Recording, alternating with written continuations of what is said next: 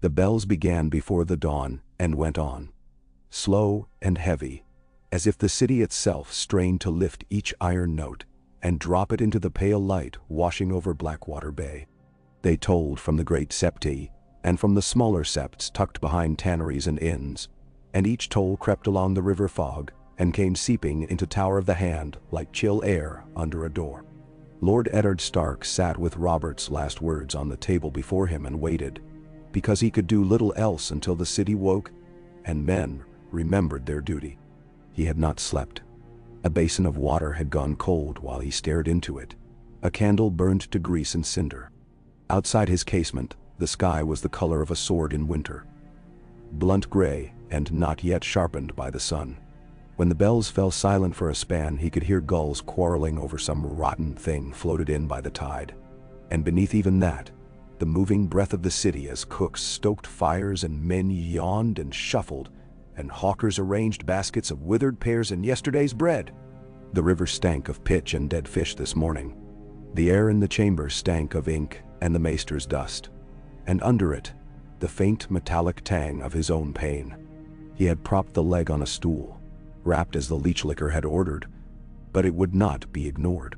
Each time he shifted, it reminded him of the clash on the street of steel, of the red arc of a horse's mane and Jaime Lannister's face gleaming calm as cold brass.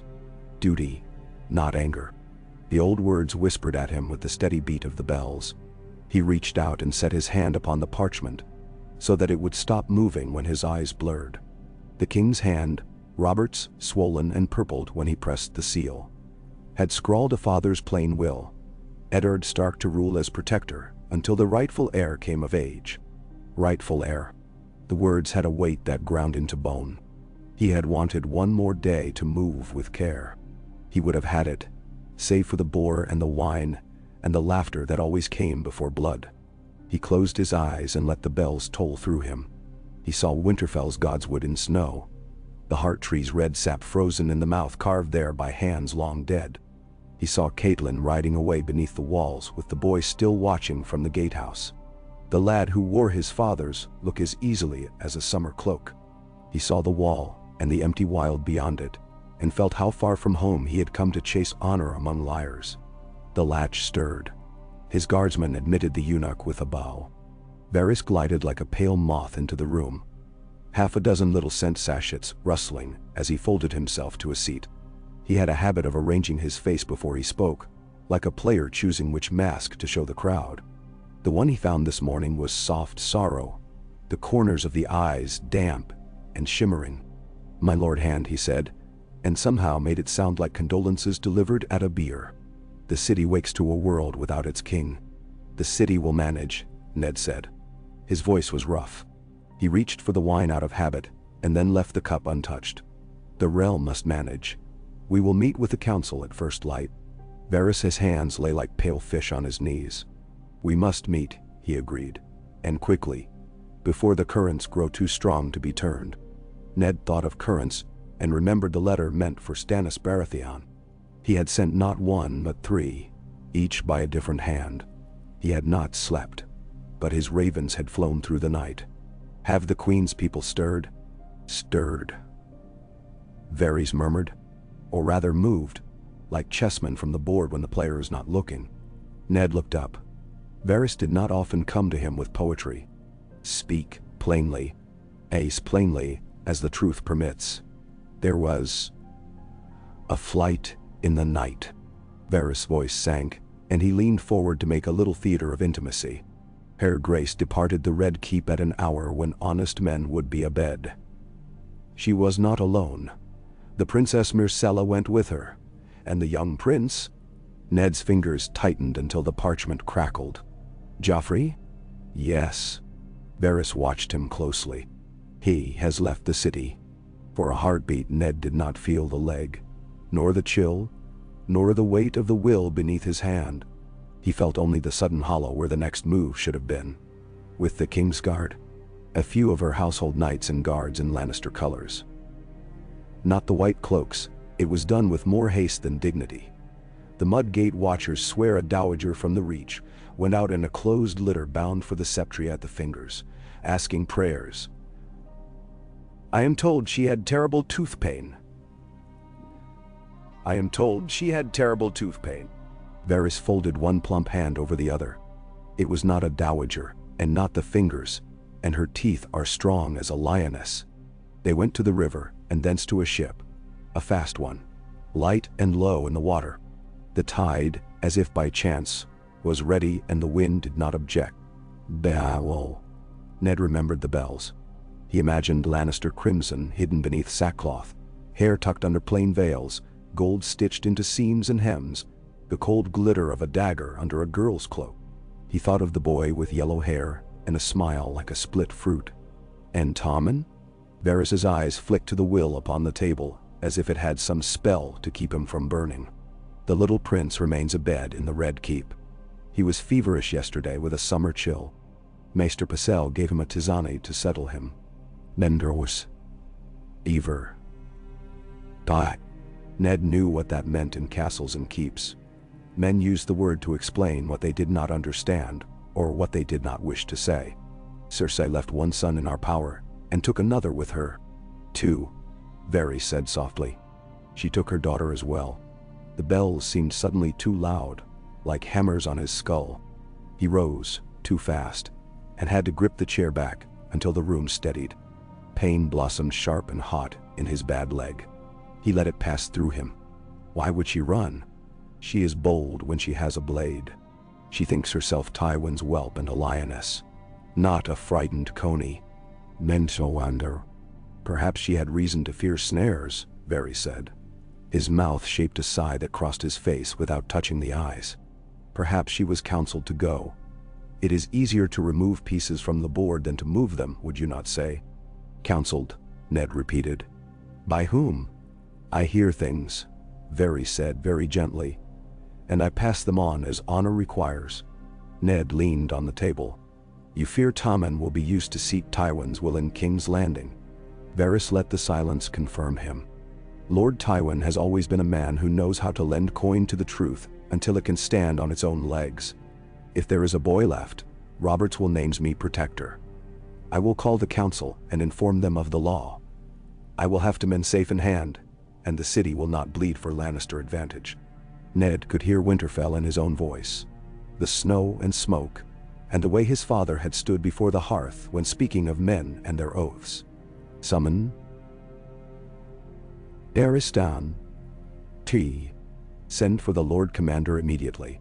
Send for the City Watch Commander as well. Nenderawam. As you command. Varys rose without creak or sound. In the doorway his head inclined. And, my lord, we must move carefully. Some serpents change their skins in the night. I have seen the skin, Ned said. I will show it to the council. When the eunuch had glided away, Ned held the parchment again until he had pressed the edge into his thumb. He thought of Stannis on Dragonstone with his iron mouth and lawyer's eyes. Stannis would come when honor demanded and law commanded, and he would not bend. With Cersei gone, the danger of blood in the streets was lessened. It should have been a comfort, and yet the hollow would not fill. He had arranged the city for one battle, and the field had shifted before he came down the tower stairs. He broke his fast with salted beef and black bread, and a cup of the thick goat's milk he had taken to since the leg. He ate between orders. Jory Castle had died on a guttered street, because Ned could not be in two places at once, and he would not debauch that sacrifice now with hesitation. Men were sent to close the gates and clear the throne room. Squires bore messages to Pycelle and to Renly, though Renly was not to be found within the keep's walls. Littlefinger would slither into the council chamber, as he always did, hands clean and smelling of lemon oil. Ned tightened the straps of his boot himself, and did not ask for help when the pain swam up and dotted his sight. By the time he crossed the yard, the fog had risen off the river and lay in the lower city like dirty wool. Stableboys stamped and watched the bell tower, and bakers' boys ran with their arms full of loaves and steam rising from their caps. The Red Keep seemed to huddle into itself. Its red stone took on the bell's sorrow and made it heavy. He found Sir Barristan in the White Sword Tower, the old knight's hair silver, his face drawn more than he had seen before. Barristan stood as if the world had pushed on him in the night, and he had leaned back against it until it learned his bones. My lord Hand, the old knight said. His voice was simple and pure of ornament. I have heard. We must hold the throne room and present the king's will to the council, Ned said. The queen has fled with the prince and princess. Tommen remains. Menderwan shall. Barristan's hand tightened on the pommel of his sword. For a heartbeat, Ned thought the old man would cross himself and ask forgiveness of his vows. Then the moment passed and the Lord Commander nodded once. I will attend you to the hall. The boy. We must see him safe. Has there been any stir among the gold cloaks? Stir, Barristan said. The watch has ears for rumor, the way a hare has ears for hounds. They have heard much and nothing. Janos Slynt waits on orders. Eddard's jaw worked. He will have them from me. I need his oaths. Them? They moved together, through vaulted passages. The castle steps were worn into flutes by thousands of feet. Ned ran his hand along the wall as he went, steadying himself. The air smelled of wax and damp wool and faintly of perfume where some lady's maid had passed with a tray at dawn. When they reached the audience hall, the lords were coming like crows to a field. Pycelle, in his furred robe,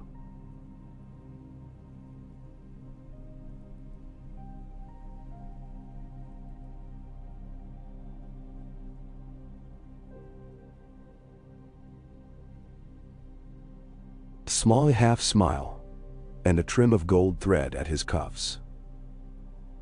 Servants moved stools and spread rushes and lit torches to fight the morning gloom. Sad, Pycelle burbled and coughed into his beard. A grievous blow. Our good Robert. We are all made poorer, Littlefinger said, and spread his hands. But the realm is resilient. It heals fast when the wound is to the heart. The heart bleeds longer, Varys observed. Ned climbed the last step and stood beneath the iron chair made of old wars.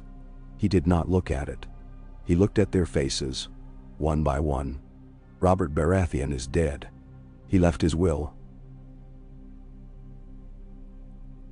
sealed with his hand, naming me protector of the realm until his heir is of age. Beyan, his heir. Pycelle's brows tried to meet and failed. Ah. His Gracie's poor children. The Lord Stannis, Ned said. By law and by truth. Littlefinger's smile did not waver. Truth is a dish that spoils on the table if not eaten with care. Or so my father used to say when my sisters lied about the peaches. Ned held the parchment up. The seal was cracked, the wax broken. But the impression of the stag still lay deep. The king's seal orders obedience. We will send ships to Dragonstone to request Lord Stannis' attendance and recognition. Until then, we hold the realm from harm.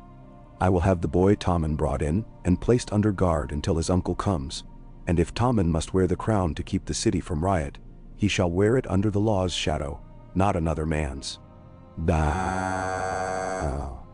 Varys' lashes dipped. You mean another lion's, my lord? Ned did not answer him. Sir Barristan. My lord Hand. Bring the boy to the back of the hall when he is ready. He is not to be set upon the throne. Thou. Just so. Littlefinger glanced past Ned toward the doors. Before we perform a play, we should ensure the audience is properly cast. Have you spoken to Janos Slynt? I will, Ned said. You might, Littlefinger went on, almost idly. Also have words with the men who pay his men. There are few things as faithful as a purse with an open mouth. Faith bought with coin turns with the wind, Ned said. I will not found the realm's peace on bought oaths. Then do not, Littlefinger said lightly. But someone will. Pycelle coughed until his face reddened. The matter is urgent.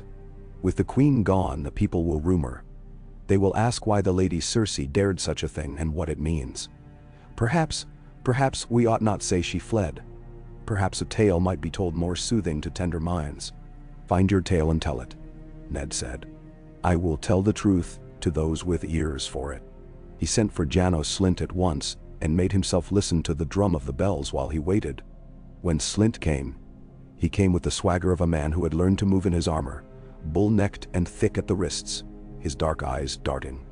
Eddard laid the will upon the trestle table between them. You know the law? Ned said. I know which way the wind blows from the Red Keep.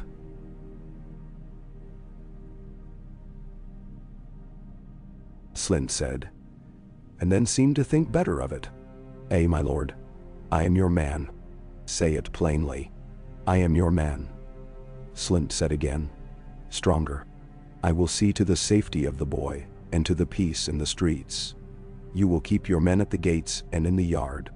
None of them are to remove the king, any king, from the hall at any command but mine, until I say otherwise. Do you understand me? Men. No. Slint hesitated the breadth of a blink.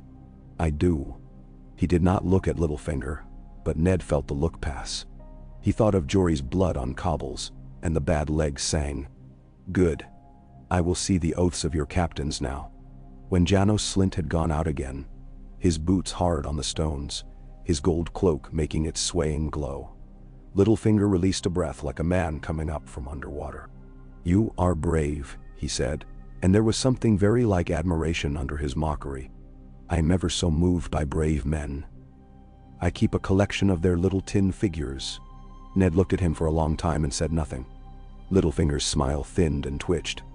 Varys drifted close enough that his perfume cut through the damp smell of rushes. It would be wise to consider Lord Tywin, he murmured. He is a great lord. He will not take kindly to being told he must present his grandsons to the law like coins to a scales. He has no grandsons, Ned said, and the words tasted of iron.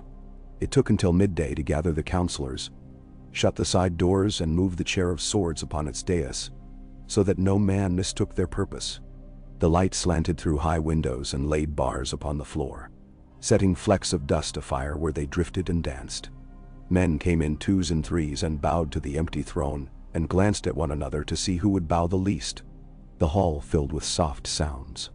The creak of leather, the scrape of a boot on stone, a whisper, a cough, a stifled sneeze, the bells again, more softly now as if their throats were hoarse. Barristan brought Tommen in by a rear door, and the lady who had been with him, fat, with a kind face and a mother's hands, kept wiping his mouth as if the boy might have drooled. Tommen had been weeping. His lashes were clumped in little spikes. He looked small in his doublet. His hair lay like gold leaf upon his head, so fine any breeze would lift it. Your Grace, Barristan said kindly, and Tommen nodded because he had been taught to nod when anyone said those words to him. Stand there, Ned said, not unkind. Near me. Tommen came and stood near him. Ned could feel the boy's nervous heat, the small tremors that shook him when a door banged or a man laughed at some jest. No one should have told today. Ned thought of his own boy when Bran was yet younger, and had clung to his doublet in the yard on the day a mummer from Gulltown had made a wooden dragon spit sparks. He wanted to put his hand upon Tommen's shoulder, but did not. The hall watched. Pycelle shambled forward and intoned the list of Robert's names, his victories, his hunts, the might of his loins, and the manner of his death. He made Robert sound as big as the keep and as hollow as a bell, while the maester mumbled. Littlefinger moved among a knot of gold cloaks, and spoke softly. Janos Slint stood with his arms folded, to show he was stronger than a folded man might be. Ned felt the press of choice. If he declared Stannis here and now, guards would have to be set. Ships must be provisioned, letters sealed in great number. If he declared the boy, this boy, blinking back tears, king in name, the city might rest, but a lion would put his paw on the crown. Varys watched him the way a cat watches a door it expects a mouse to use.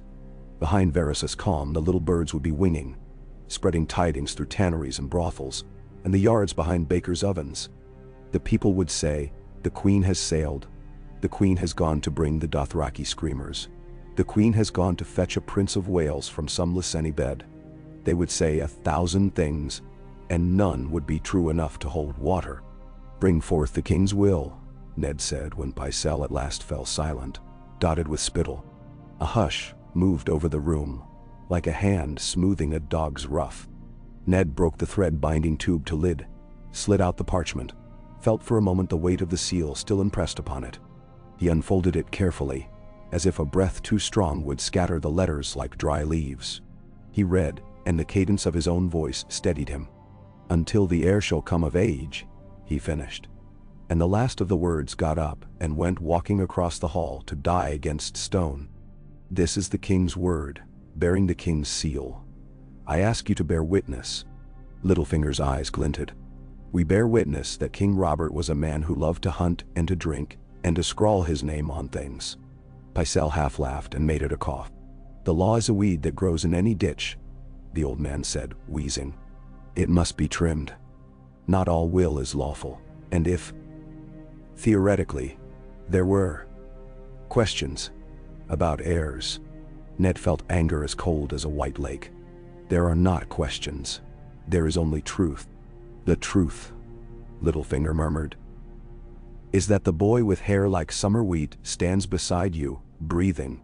The other boy is not here. Which boy do you think the small folk will cheer? Which boy can eat a pigeon pie without choking on a page of law? Enough.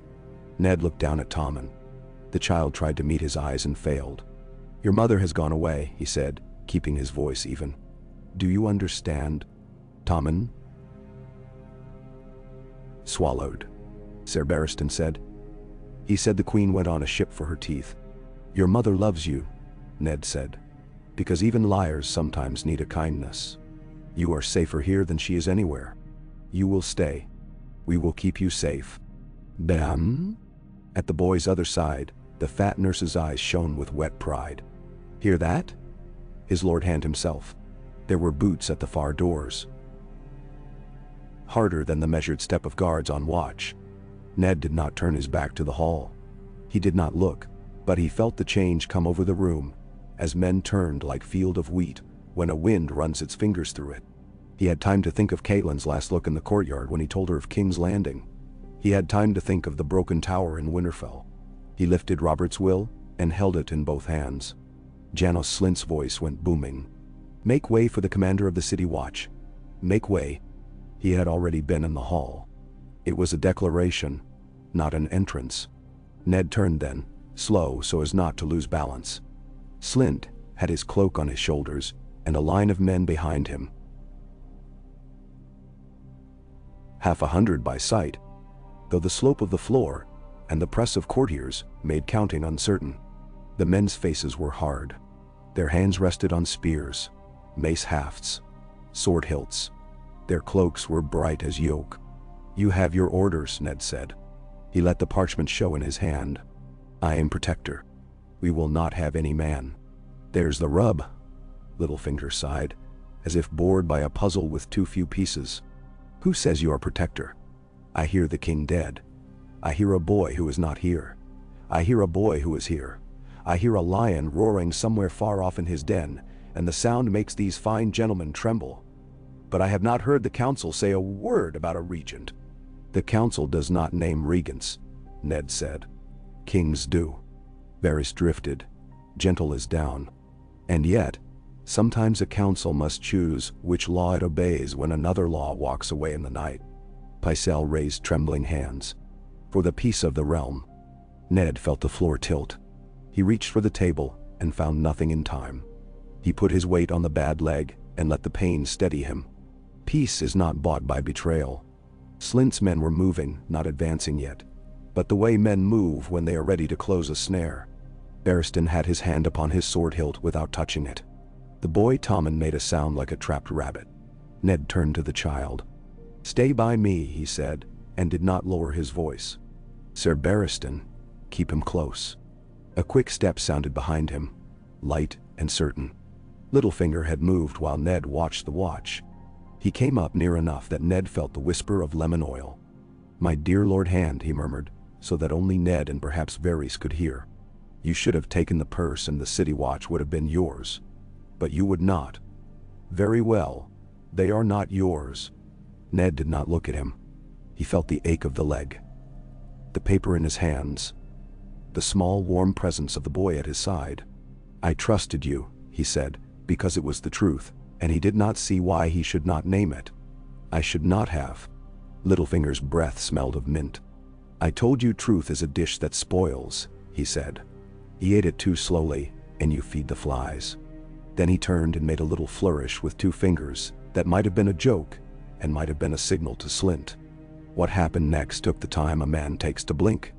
Gold cloaks moved with the suddenness of men who had rehearsed it in their heads, if not in their feet.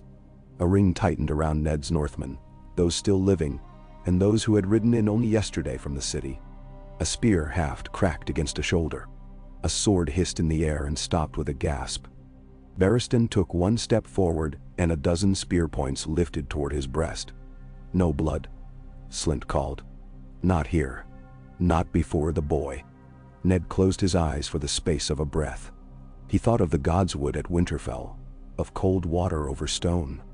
When he opened them, he set the parchment on the trestle so that it lay unfolded in the torchlight, and he took Tommen's hand in his. "Lord Varys," he said, "if there is any honor left in that body, you will see the boy taken to his bed, and you will put guards upon his door who remember that they were born in this city and will die in it, and that boys grow up to be men who remember what was done to them in halls like this." Varys inclined his head, his eyes unreadable. "I am a very small man," he said. "It takes very little honor to fill me." "I shall find a measure." Slint's voice rapped. "Take the hand." Men came with ropes instead of irons, as if to remind him that they were gentle. Ned did not fight. He squeezed Tommen's hand before he let it go, and the boy clung for an instant, then let go as a child lets go when a nurse bids him to do it. Barristan's jaw was a block of stone. Ned caught his eye.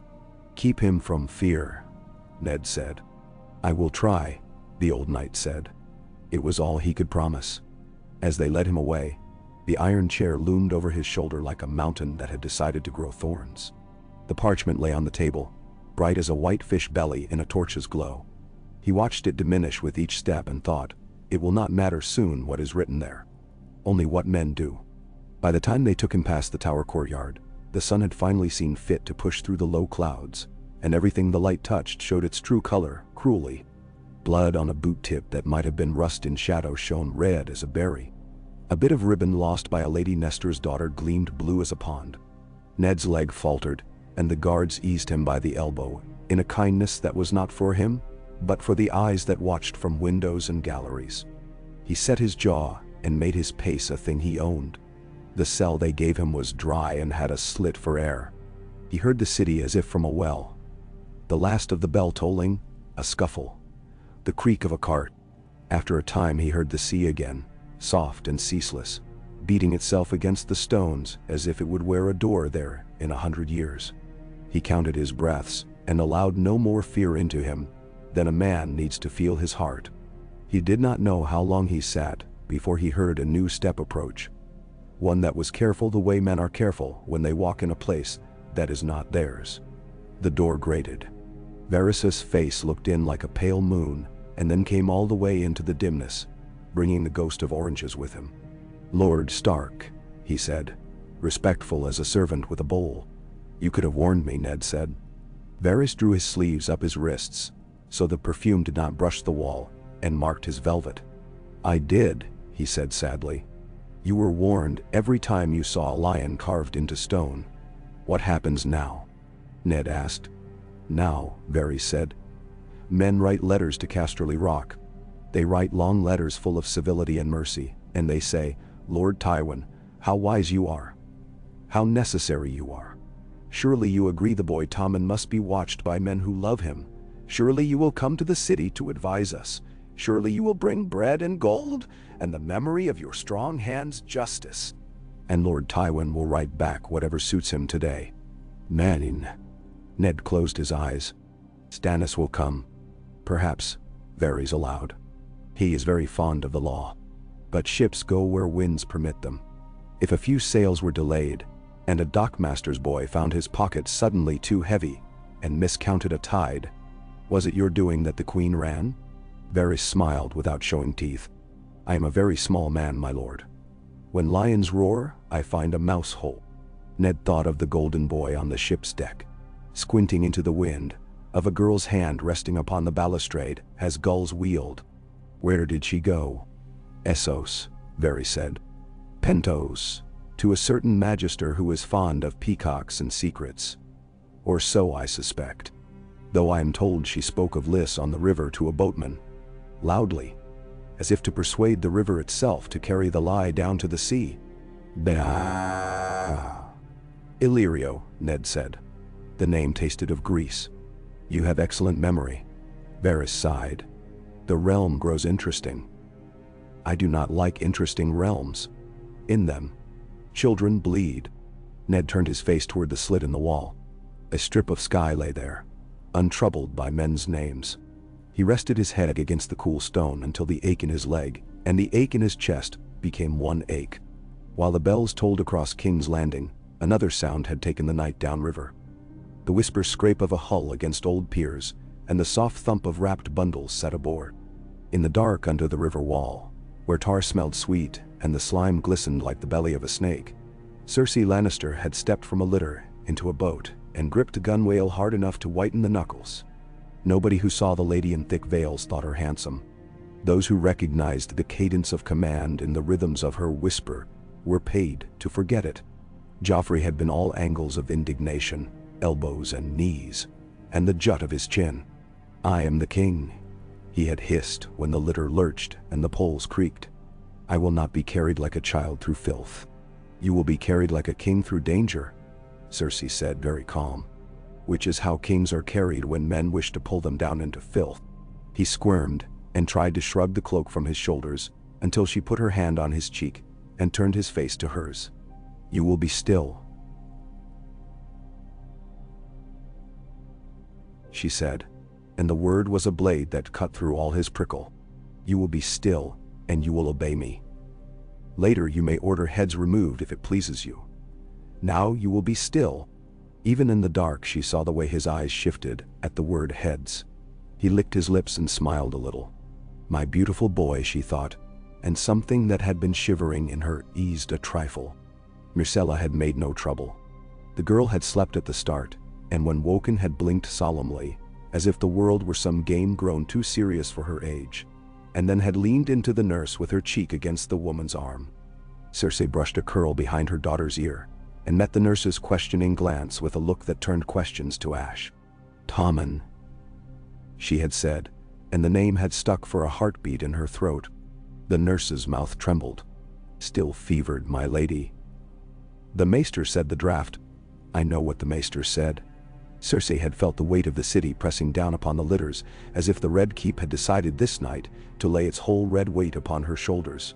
She had left the boy behind because a sleeping child was a burden in a flight, and because a sick child is slower than danger, and because a sleeping child under guard in a fortress is safer than a child on the water. All of these were true. None of them settled the clawing in her chest. The boat had moved. The river had taken it. The smell of tar and old fish and night piss had risen, and then fallen away as they slid toward the dark hull at anchor, where a lantern burned hooded on a low mast. Cersei had counted the beats of her heart as if they were steps, and had heard beneath them the feet of men above, pacing, the small creaks and murmurs of a ship awake and not wishing to show it. When they had hoisted her aboard and her feet found deck, the wood shivered under her like a living thing. She hated the sea because it was the one element she could not command. Lady, the Braavosi captain had said in the common tongue, bowing very low because the weight of the purse he had been given bent him like a willow. We go when you say. We go now, Cersei said. The tide is with us. He smiled a laboratory smile, an experiment to test how far a woman might be permitted to command when men were listening. We go, he agreed. From the stern, she had watched the city diminish. The black teeth of the wall sank lower under the sky. The ring of the sept bells softened, and then grew thin as twine, and then fell apart. The Red Keep lifted itself for a last look, and then lowered its head into the dark. Myrcella slept again, her mouth a petal, and Joffrey stood with his hands clasped behind his back, in a parody of the old lion he imagined himself. She let him pose. It cost nothing. When the ship's head turned toward the great dark underpulse of the Narrows, he swayed and nearly lost his stance. He covered it by clearing his throat and looking as if people had disappointed him. The city will cry when I am gone, he said. It will cry when a sword finds its belly, Cersei said, almost kindly. Cities cry for many things. They will gossip about your hair and your smile and your cruel mouth. They will not forget you. I am the king, Joffrey said again, petulant in the wind. They had better not. Her mind moved ahead of the ship, the way a cat runs ahead of its mistress, and looks back to be sure she follows. Pentos. Illyrio Mopatis and his meals served under laughing masks. He had once made a pantomime of humility before her when she sent to him about certain past matters, the dragon's bride, the plot that had smelled faintly of perfumed boys and peacock meat. He would do so again. Gold made men bow. Lannister gold made them scrape and kiss. In Pentos, there were sellsword companies that could be hired, and captains who smiled with all their teeth. There were ships that could set them ashore wherever she chose. There were whispers of a young man over the sea whose blood might open doors. There were whisperers, too, who hushed when she entered, and who remembered how to open those doors from the other side. She thought of her father, and the tightness in her chest grew jagged edges. He would rage, but not at her. He would rage at the men who had not closed the gates, at the fools who let the city slip from Lannister fingers even for a night. He would make a plan at once, and it would look like a river's map. Lines flowing, fords marked, ferries placed, a place where fish could be trapped against a weir. He would send letters that cut when unfolded. He would put a crown upon a boy, and reach through it like a man through a puppet's belly. She was halfway to Pentos before she understood that she had not decided whether that boy would wear the crown she intended for him. The thought made her sway harder than the sea did. She gripped the rail until her knuckles whitened. "If you fall over," Joffrey observed, bored, "I will have to call after you. It would look very foolish." "It would," she said. The wind plucked veils and loosened pins. She let the sea tangle her hair. "Go sleep." He went because he did not wish to be seen obeying. She watched his back and thought, "I could carve a world for you with a bread knife if I had to." She thought of Tommen, momentarily and viciously, as a bag of flour someone had forgotten in a pantry. Then the thought changed and became a fat red cat that had climbed into a warm bed and would not be moved. She turned the thought over and set it at her feet. It blinked slow and did not purr. Pentos rose from the sea like a glistening shell with veins of black quays, and low, bright houses that remembered that color was a kind of power. Illyrio's villa did not so much sit upon the hill as sprawl there, white and obscene and pleased with itself. There were gardens and water, as if water were a thing to be wasted in show, and tables that could bear the weight of a whole pig, and then another pig placed atop it for sport. Illyrio himself came waddling with his hands full of gratitude, and his cheeks brimming with sincerity. Most beautiful of queens, he called her, though she wore plain dolphin blue and no crown. Most wronged of women, most brave of ladies, most,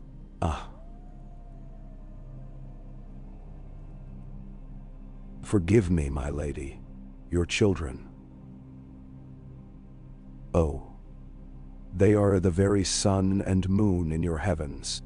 Joffrey drew himself up like a blade looking for a whetstone. "I am king," he announced. "Bow." Illyrio bowed with such art that he seemed to be rising up rather than down.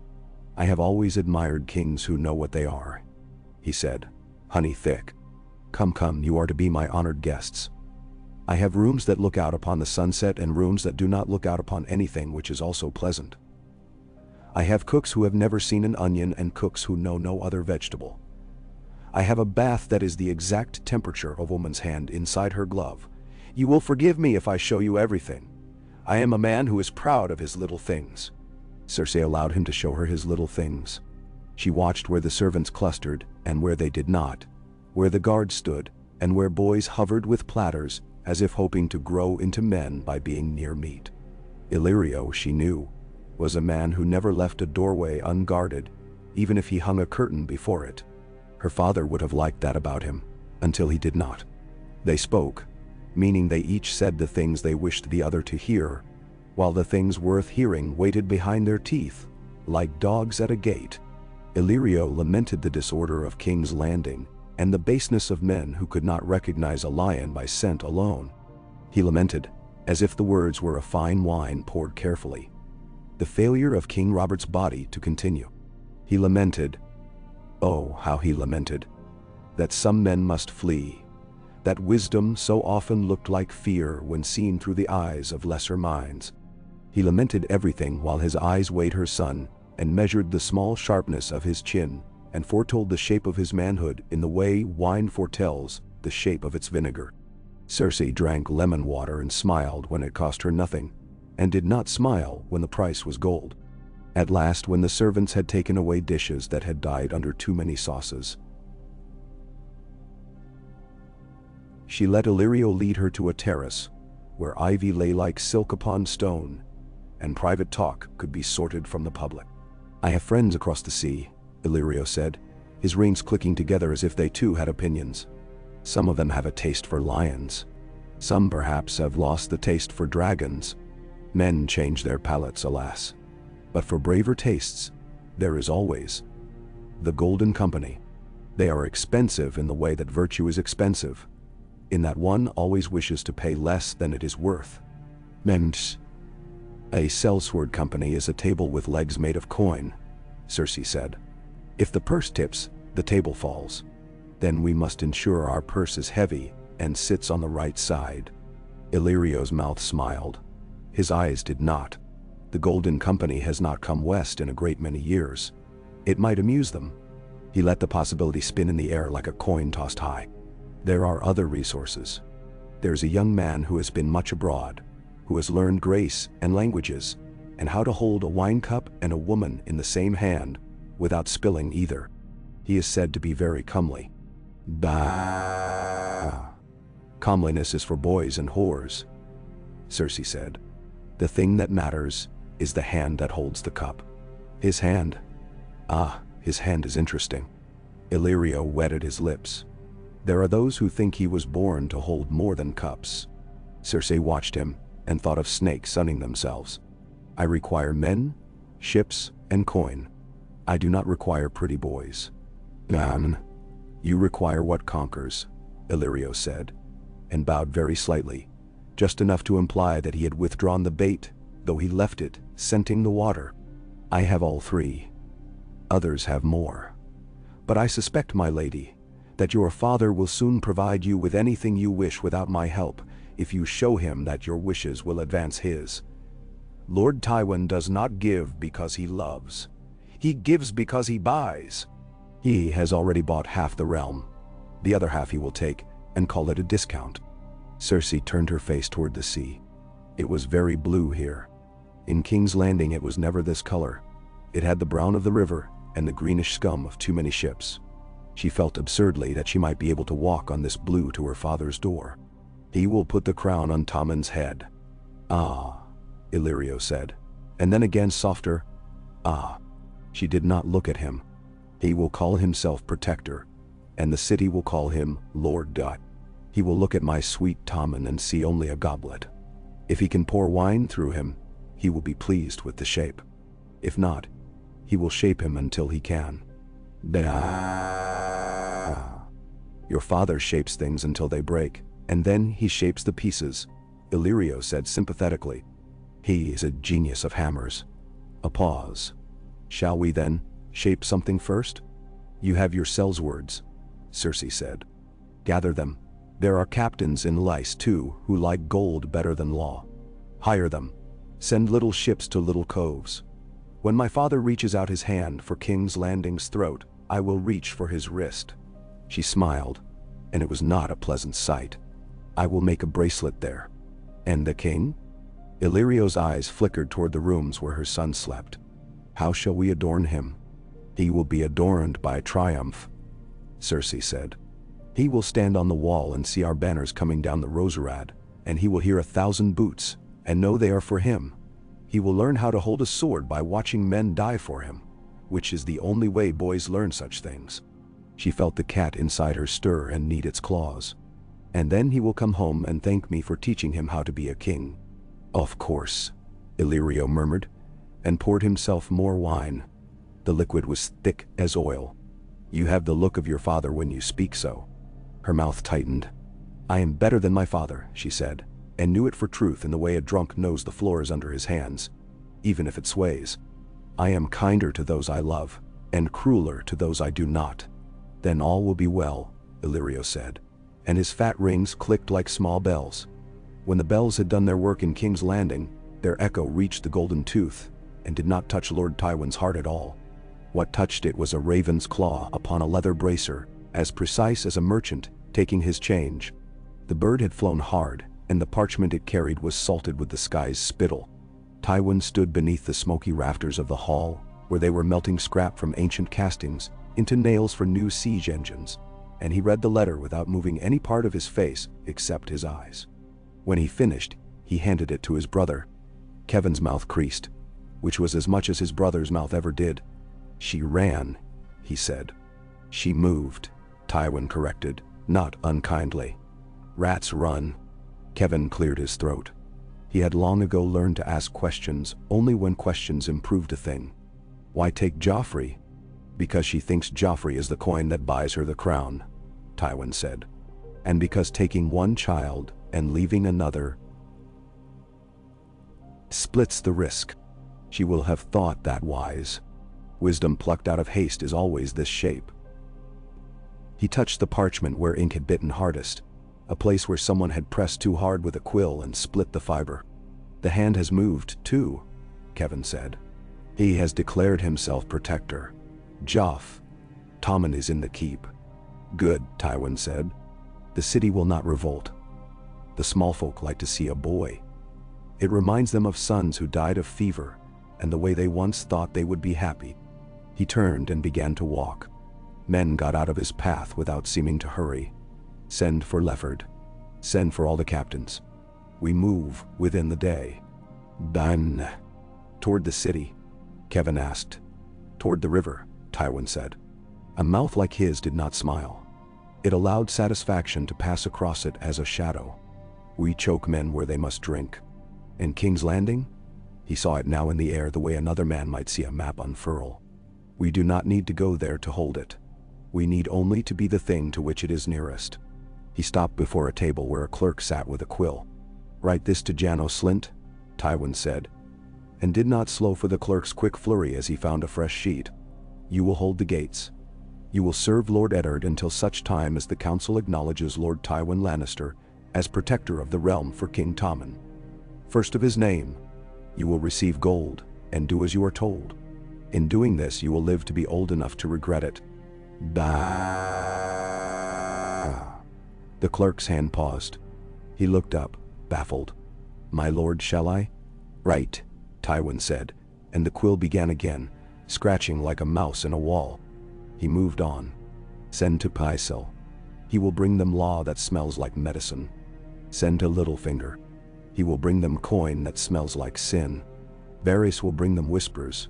Tie his wrists with silk. As for Stark, he will not bend," Kevin said. "Stark will bend if you break the correct bone first," Tywin said. "Send to Sansa Stark Septa. Send to the northern merchants. Steal their coin. Make the boy Robb Stark angry. Boys who are angry ride south without shoes. If the Tully sow throws piglets into the yard, we will slaughter them in pieces and hang them in a line. And when a line of pigs hangs, even a Stark can count them." Dend. He stopped where Jaime's men, no, they were all Tywin's men, even his sons, were setting a table with wine and bread. He did not sit. He took bread and tore it, and did not taste it. "Where is my son?" he said. Kevin followed the bread with his eyes, as if it chewed itself in Tywin's mouth. 8 Casterly Rock. He rode out after the skirmish in the city. He took his honor with him, and he is polishing it with every mile. "Send to him," Tywin said. "Tell him Joffrey is gone and Tommen is the key. Tell him he is to ride east with speed, and not with pageantry. There is a boy in a tower who must not be allowed to cry. His uncle will stand beside him and tell him stories. The city will not know what the stories mean until it is too late." "Done show." Kevin nodded, and did not say the words in his mind. Which were? And what of the girl in the east? Because they both knew the answer. Tywin would write to her, as he wrote to all things he needed.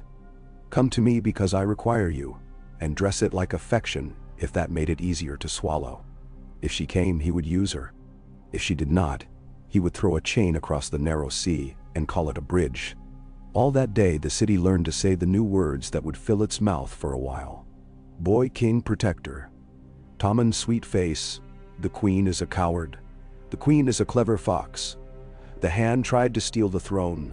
The Hand saved the throne. The gold cloaks are to be trusted. The gold cloaks took a purse. The baker at Hook Alley charged too much for a morning pie.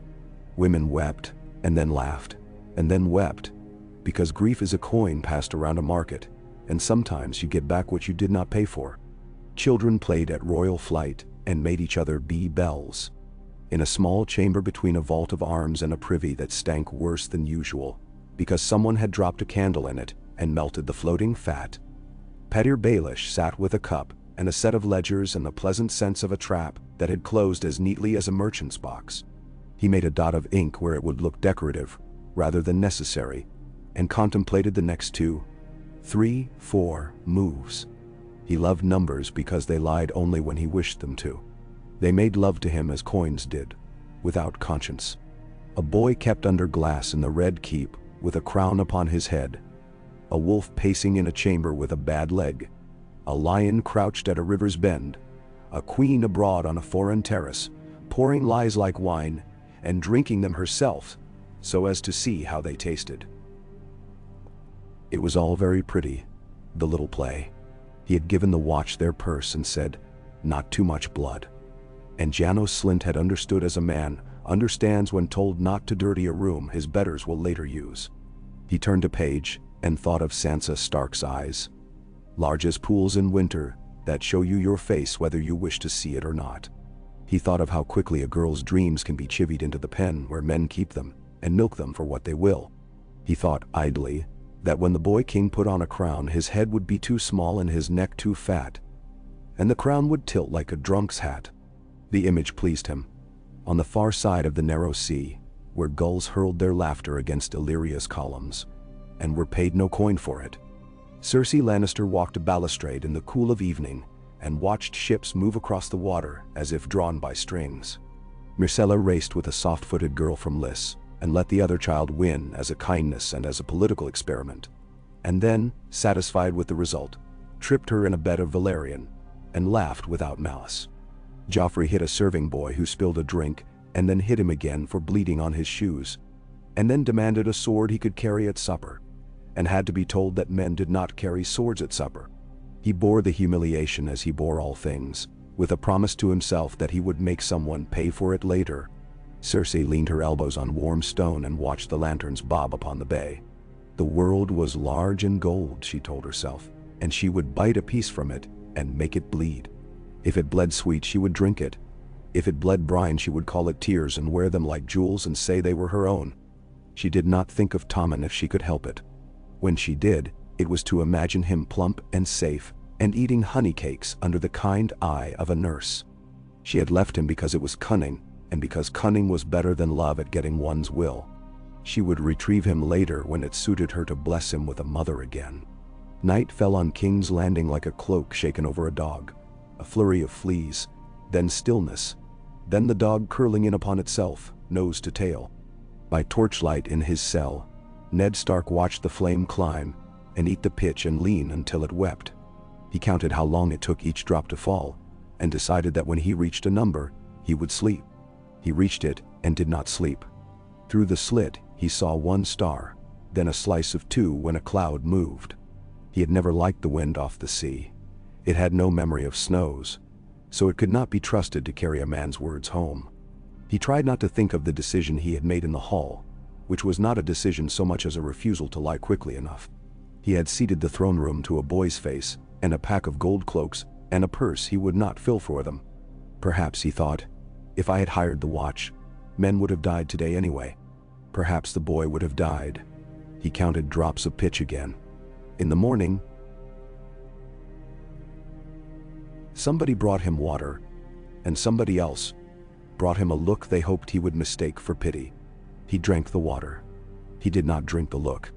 Varys came again at dusk like a tide in a silk robe that left no mark upon the shore.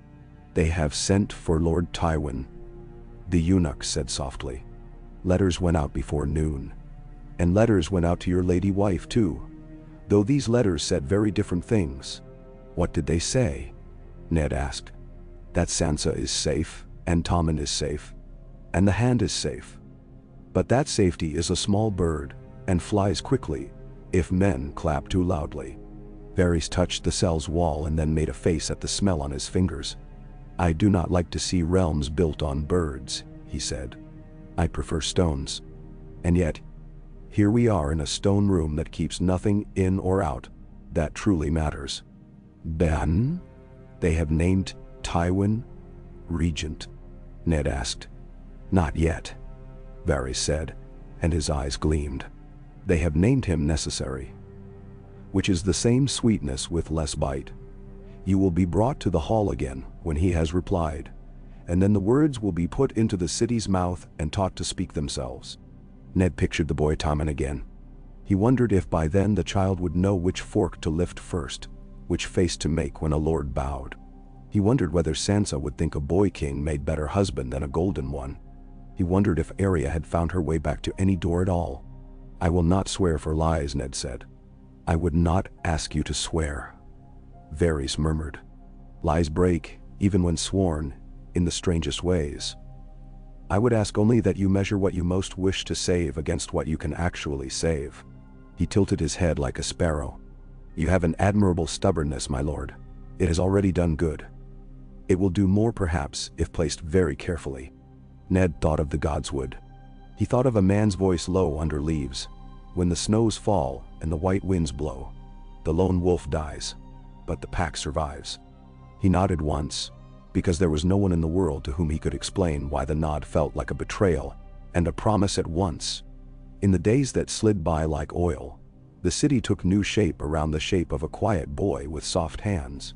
Servants learned the name Tommen, as one learns a new tune that must be hummed precisely. His doublets were fitted, his hair cut, his nails cleaned. He learned to make his lip tremble and his eyes brave, and when he learned, men liked him for it.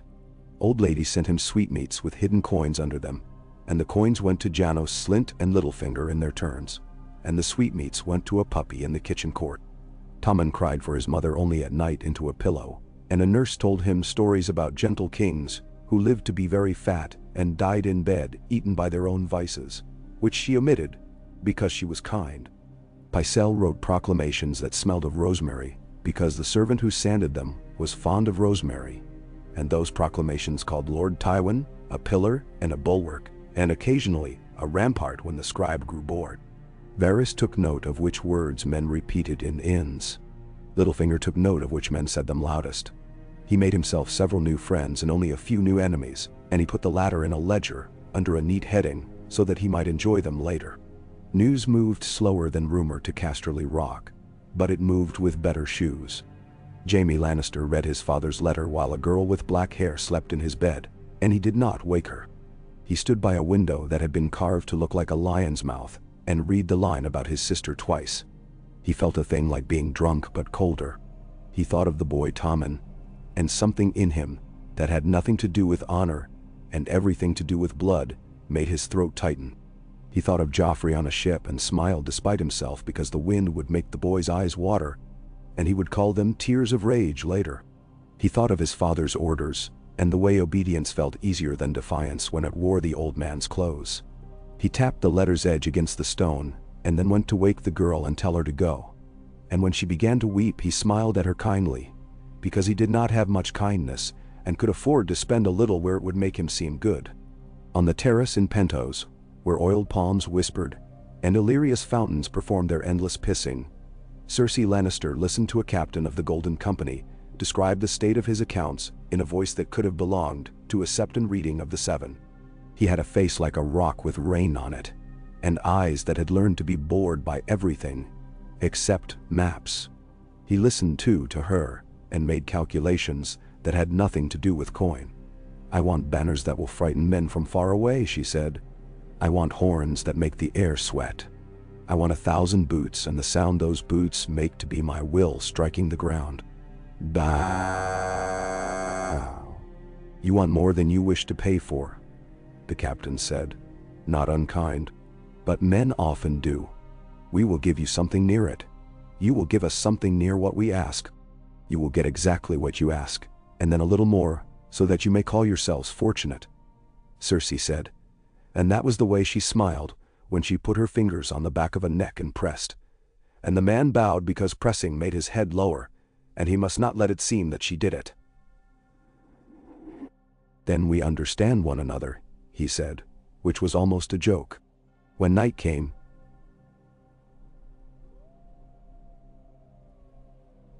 she went to Joffrey and put her hands on his hair and told him stories about kings who came back to their cities with their enemies dragged behind their horses. And he laughed and asked if he might have a whip with gold in the handle. When she left, she stood in the corridor and put her knuckles to her teeth and pressed until she felt pain. She told the pain that it was Tommen, and that it would be silent now. She made it so. King's Landing, without a queen, and without a king that men feared, learned a new way to tremble. Men with knives made their living because gold cloaks opened a hand and pretended not to see them pass. Sailors told one another lies about dragons seen in the east, because suddenly the east mattered again, in a way it had not in Robert's time. A boy with hair like wheat wore a small crown in his bedchamber when he sat with his toys, because it pleased him, and the nurse took it away so he might sleep. Sir Barristan taught him to hold a wooden sword by holding his small hands in his big, and for a time in the afternoon the old knight's face softened and lost its lines. And then the lines came back as soon as the boy laughed. Eddard Stark, when they brought him to the hall again in chains that did not clank, Littlefinger's idea. It was important to make mercy seem a matter of art, looked at the iron chair and at the faces around it, and felt a strange calm, like the calm that comes before a snow in a wood, when you know from the taste of the air that everything is about to change its weight. He saw Sansa standing with a look on her face like a glass of milk left untouched. He saw Arya nowhere and supposed that meant something good. He saw Varys, Littlefinger, Pycelle, Barristan, Janos Slynt with the smugness of a well-fed dog, and several men he did not recognize whose pockets bulged as if with coins or secrets. A herald with a voice like a throat clearing announced the words that had been shaped in the days since. King Tommen, first of his name, Lord Tywin Lannister, protector of the realm, by assent of the council, and in the child king's name. Mercy in grieving times, law in disordered times. The words were good words, carved carefully so that men might lean their shoulders against them and not feel the rot beneath. Ned heard them as if they were wind in tall grass. He had heard wind in tall grass before. It meant a storm was deciding which tree to break first. They asked him to say things. Varys asked gently. Pycelle asked weightily. Littlefinger asked with laughter in his eyes. Sansa asked with a plea like a hand on his cheek. He looked at his daughter and wanted to cut the world away from her, as he would cut spoilt flesh from a haunch of meat. He looked at the boy and saw, as he could not help seeing, a child with hair the wrong color for the man he was meant to resemble. He weighed, as Varys had said he must, what he wanted to save against what he could. He felt the gods watch him and be silent. "I will not give you lies," he said quietly enough that for a moment the room leaned forward, and then he felt the shape change in the air, and he knew, by the way a swallow knows before a man that rain is coming, that he would say something else next. He lifted his head and found Sansa's eyes. He found the boy Tommen's eyes. He found the old knight's, who had been a kind of father to everything in steel that needed a hand. "But I will give you peace," he said. And he watched the way the words took like a fire in dry grass. "I will not speak of certain matters now. I will speak only this, that the city must be kept, that the boy must be kept, that the law must be kept as far as a man can keep it with dirty hands and a clean heart. Men." The chain at his wrists made a small sound when he lifted his hands as far as it would allow. He bowed toward the iron chair, not deeply. He had bowed more deeply to the heart tree. "If you mean to call Lord Tywin protector in the boy's name," he said, "do it. If you mean to call me traitor, do that as well. I will not spend more of the realm's blood to draw lines straight on a crooked board. I will write to my lady wife, and bid her bring my daughters home when you permit it. I will return to the north. I will guard its quiet places. That is what I will do." Silence had its own scent. He smelled it then, faint as the wax of a snuffed candle. He saw men glance at one another. He saw Littlefinger's mouth open, surprised into something honest for once, and then close again on a new calculation. He saw Varys incline his head like a man in prayer, and no doubt count new birds. He saw Janos Slynt's lips move as if he were translating it into a number for his ledger. He saw Sansa's face begin to change, as if a cry had tried to be born and found itself a whisper instead. It occurred to him then, dully and almost with humor, that what he had offered them was not a surrender and not a defiance, but an absence. Men dislike absence. They desire shapes to fit in their hands. He had offered them a hollow shaped like a man and said, "Place what you will inside it." He had made himself a Winterfell they could not stand inside, and he wondered if that had been wisdom or simply the last pride of a tired man. The hall took a breath. Somewhere a woman sobbed. Pycelle began to cough and could not seem to stop because there was no good place for his cough to sit. Littlefinger smiled then, very gently, as if at a child who has spilled milk, but then smiled again to see that the spill made a picture of a flower on the table. "Very well," he said, and turned to the room with his hands open. "The noble Lord Hand offers us a peace. I am minded to take it. Are we not all so minded? I see old men who would like to die in their own beds, and young men who would like to live long enough to grow old. A blessing, a rare blessing. How the gods must love us today." Memorized. He loved them enough for all. He loved, perhaps, the coin the love would draw. In the balcony above, where a narrow door had been left unlatched by a man who enjoyed leaving narrow doors unlatched, Arya Stark slid through shadow like a small, lean cat, and watched with eyes that had become very sharp very quickly. She did not understand all the words. She understood that her father did not die before her. That was a thing to hold to. She held it. The day wore its colors. A new order went out on stiff parchment.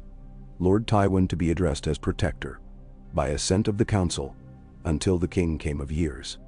Another order was sent, to the household of Lord Eddard Stark, to ready his leave-taking once certain formalities were observed. There were always formalities. Oaths, the return of certain seals, a little humiliating procession in which a man allowed himself to be seen to be lesser, and thus became interesting again, like a ruined castle that looks better than it did when whole. Varys came to him that night and said, "You have made a garden of nettles where there would have been fire." Ned closed his eyes. "I have done a thing. We will see what it grows." He thought of the boy in the keep with his crown on a pillow, and the woman across the sea gathering men. He thought of a lion who knew how to stand between river and road and drink as he pleased. He thought of winter, which was not a thought, but an understanding that lived in bone. He slept, and he dreamt of snow falling on black water and not melting. In Pentos, Cersei stood alone in a room, with a low ceiling painted with dolphins, and thought of her father's hand opening and closing. She laughed, and the sound startled her with its lightness, like a girl's. She was not a girl. She took that laugh and put it in a jar and screwed the lid on tightly. Then she went to her son, and told him the story of how a queen had fled a city with the sea in her skirts, and the wind in her hair, and come back with both tamed to heel. He fell asleep on the ending where men knelt and beat their swords upon cobbles and made a river of sparks. "The city is yours," she whispered over his dreams. "The world is yours." Through the window a gull cried, thin as a knife being drawn, and far away on another sea, a wolf lifted its head, and listened to a silence he could not name. And beneath an old mountain, a lion listened to his heart, beat the measure by which other men's hearts would beat or not. The realm held its breath and learned to speak new words without yet knowing what they meant. Ravens cut the morning like black knives. They left Dragonstone in a flurry that sent feathers floating down past rain-slick gargoyles and up-thrust towers, and one of those feathers stuck wet to the cheek of a boy on the yard, who had never before seen so many birds launched at once. Lord Stannis Baratheon watched them go from the lee of a crenel, and did not blink when the wind brought salt into his eyes. He had written the words with his own hand. He had made the maester read them aloud, and then he had corrected the maester's reading where the man softened a thing that Stannis wished hard. The letters named bastardy where other men named beauty. They named the law where other men named love. They said, "The queen's children are false." the throne falls for them, the truth like a blade. They said, I am the king. Davos found him there. Small, against the storm as always. A man whittled down by seas, and still somehow not gone. The Onion Knight did not speak, until he had stood and taken the same wind in his face. Out of the same mannerless stubbornness that bound him to Stannis, and bound Stannis to the law. You have cast the stone, Davos said. They made a pond of lies, Stannis said.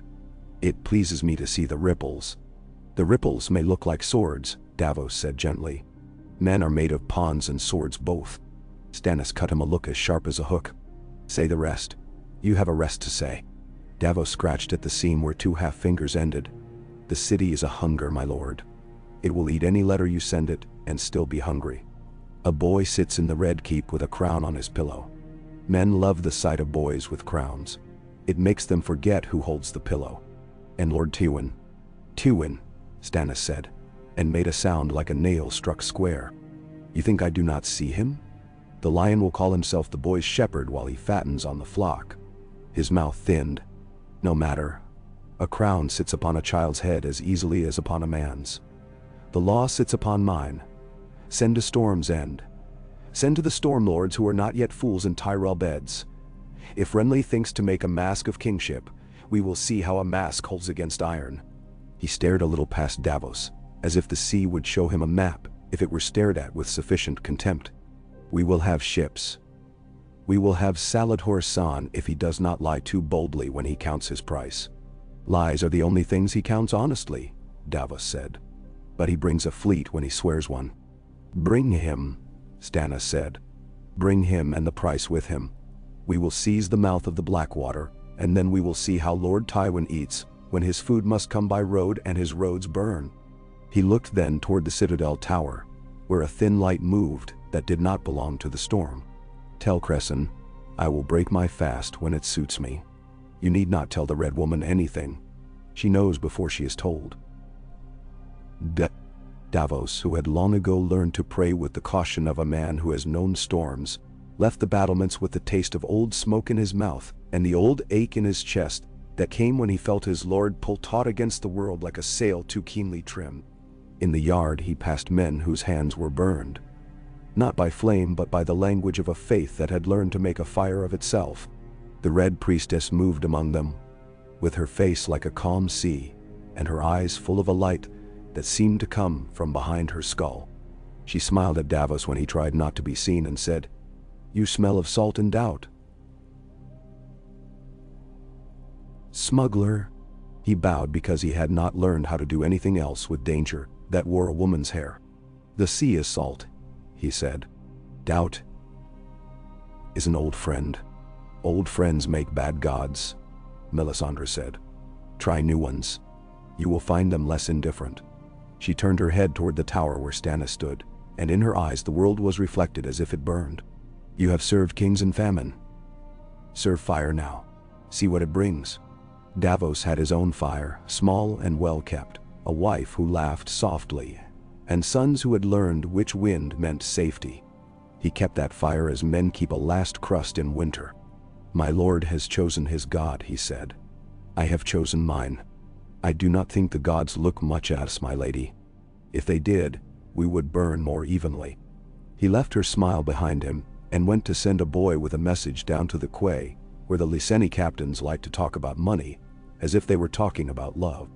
In King's Landing the day after the council had found a way to thread peace through a needle that was as much hole as needle, Sir Barristan Selmy took the boy Tommen to the practice yard with 2 wooden swords and a shield sized to a child's arm. It was early, so early that the heat had not yet taught the flagstones how to bite.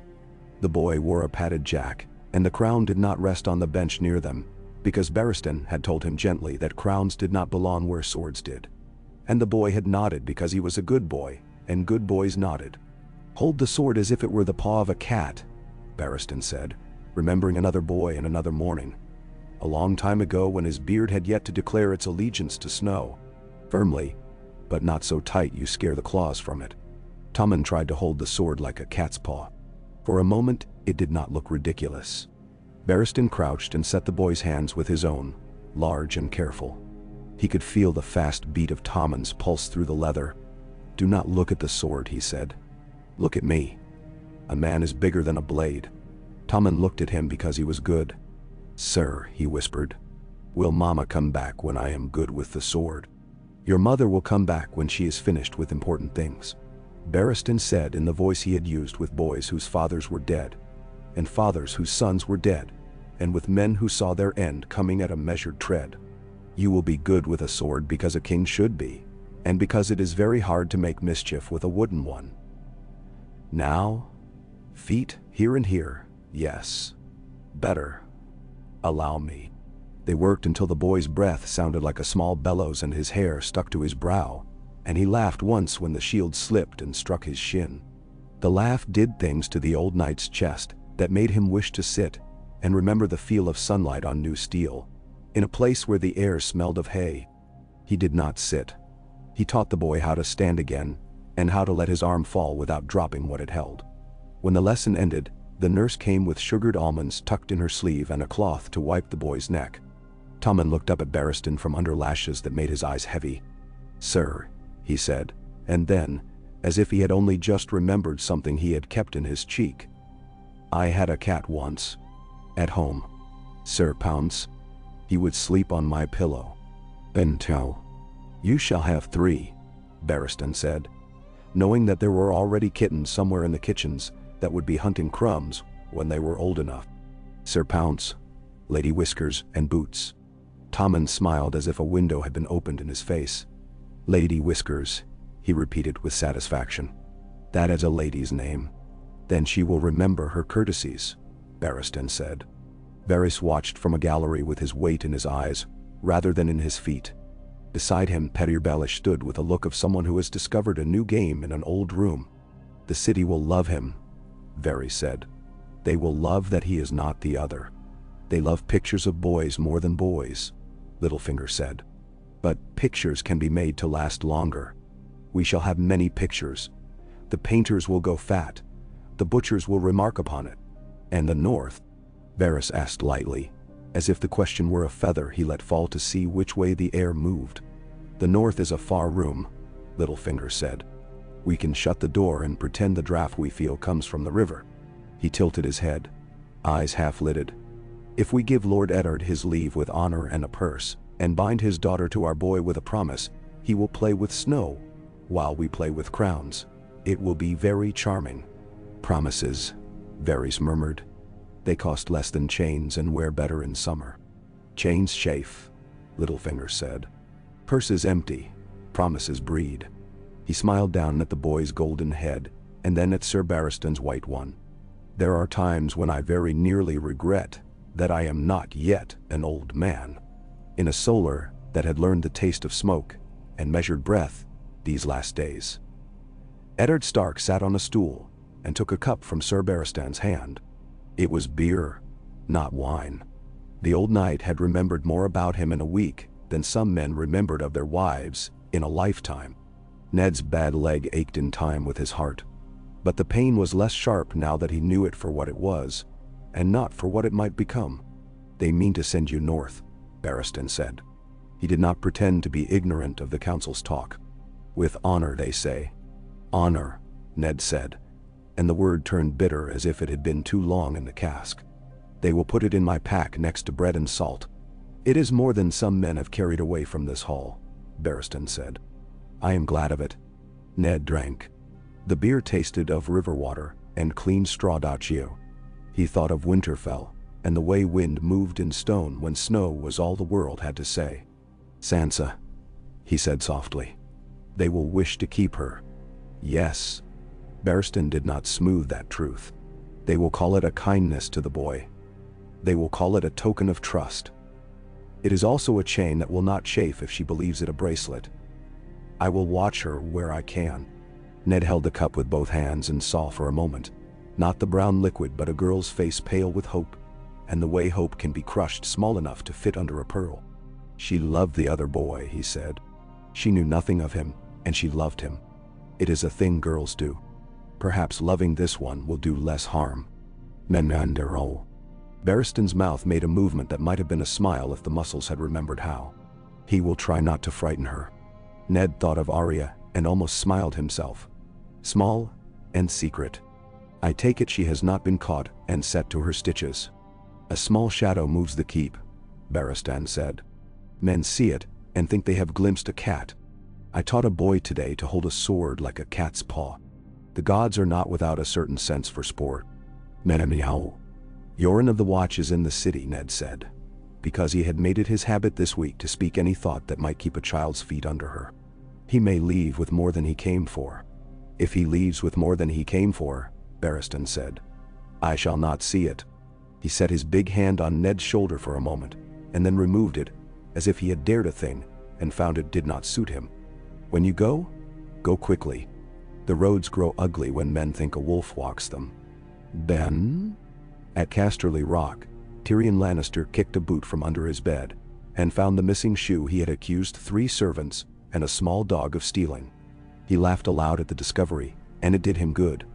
He had not laughed since he read his father's letter and saw in it, between the lines set out like teeth, the last currents from King's Landing. Joffrey gone. Tommen in the keep, crowned on his pillow. The queen abroad and dangerous as a sword in a fat man's hand. Lord Tywin protector by the council's assent when the letter came back saying so, which it would, because men liked the word assent when what they meant was, we do not wish to be eaten today. He packed while he laughed, and then did not laugh while he packed, which was more efficient. Bronn polished his sword across the room with a cloth that had not been made for polishing, but had found its calling. Your father says jump, the sellsword observed. We jump. My father says jump in a precise manner, Tyrion said, for a precise number of heartbeats. And if we happen to land on a ladder while we are in the air, one that leads to a chair, then we may linger on the ladder and enjoy the view. There is no mention of ladders in his letter, which of course means he had one built as he wrote. And chairs, Bronn said. I like chairs that are not made of swords. So do I, Tyrion said. So does Tommen, I suspect. I should like to see the boy before my sister paints him too brightly. He paused, hand on a travel cloak. If she paints him at all. No. Though, she will let the thought of him be her paint. She is in Pentos. Then? Is that where fat men live? Bronn asked idly. Several, Tyrion said. One of them gives away peacocks as if they were crumbs. He is clever enough to sell you a pie and leave you convinced you baked it. He will convince my sister that she has hired soldiers when he has hired only time. He sighed and swung the cloak around his shoulders. The city will need a mind to keep it from chewing its own tail while my lord father chews the riverlands. I am to be that mind. He patted his pouch, where there were a few small coins and 2 larger ideas.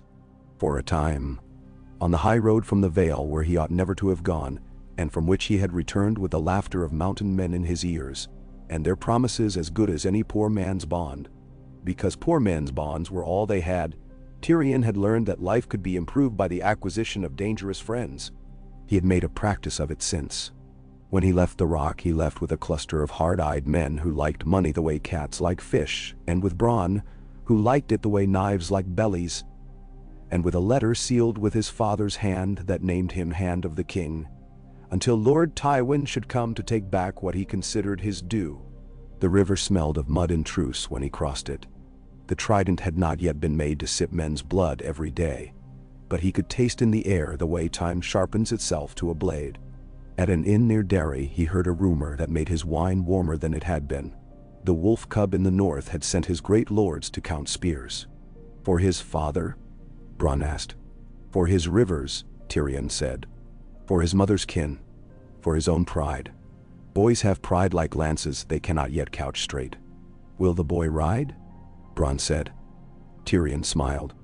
If I were 14 and my father sat in a cell far to the south, and my uncle burned Hyrix by the Tumblestone, I would ride until my thighs forgot.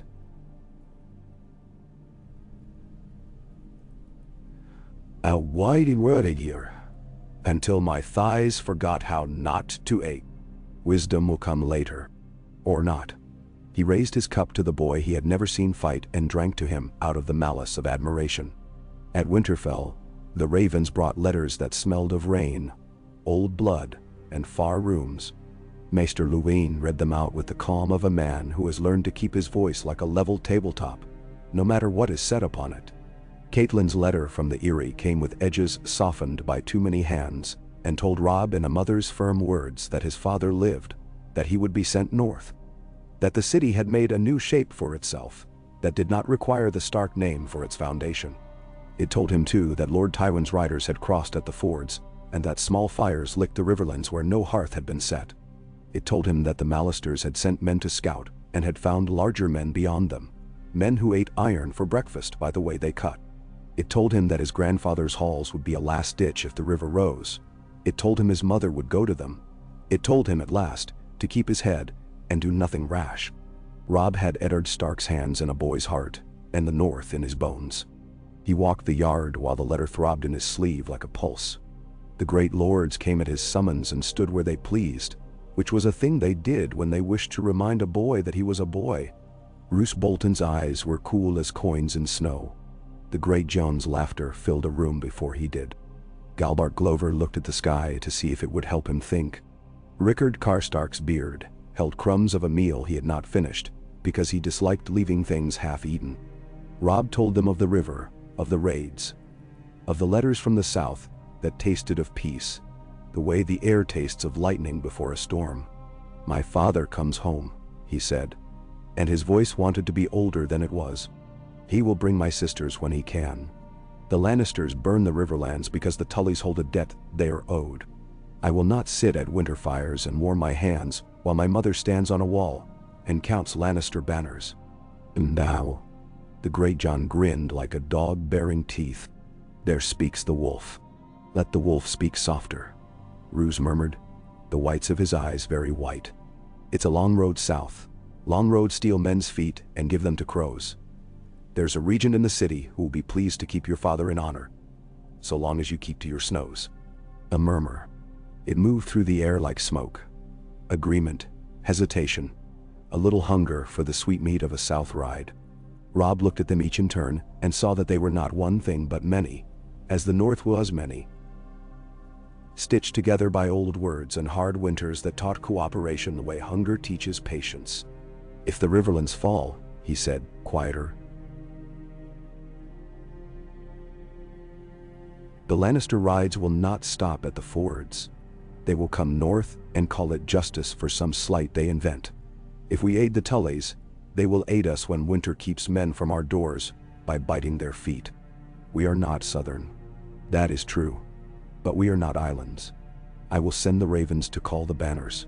We will go to Riverrun by the way the gods taught rivers to flow. If my father meets us on the road with his hand raised to tell us to go home, I will go home. But until I see his hand, I will not sit on mine." Hander. He had his father's jaw.